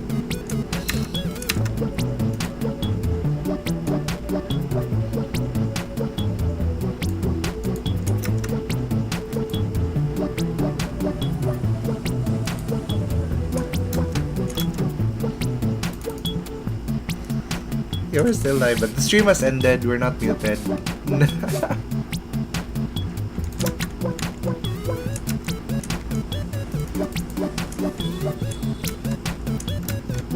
Anyway, it was a fun stream, guys, and we learned a lot.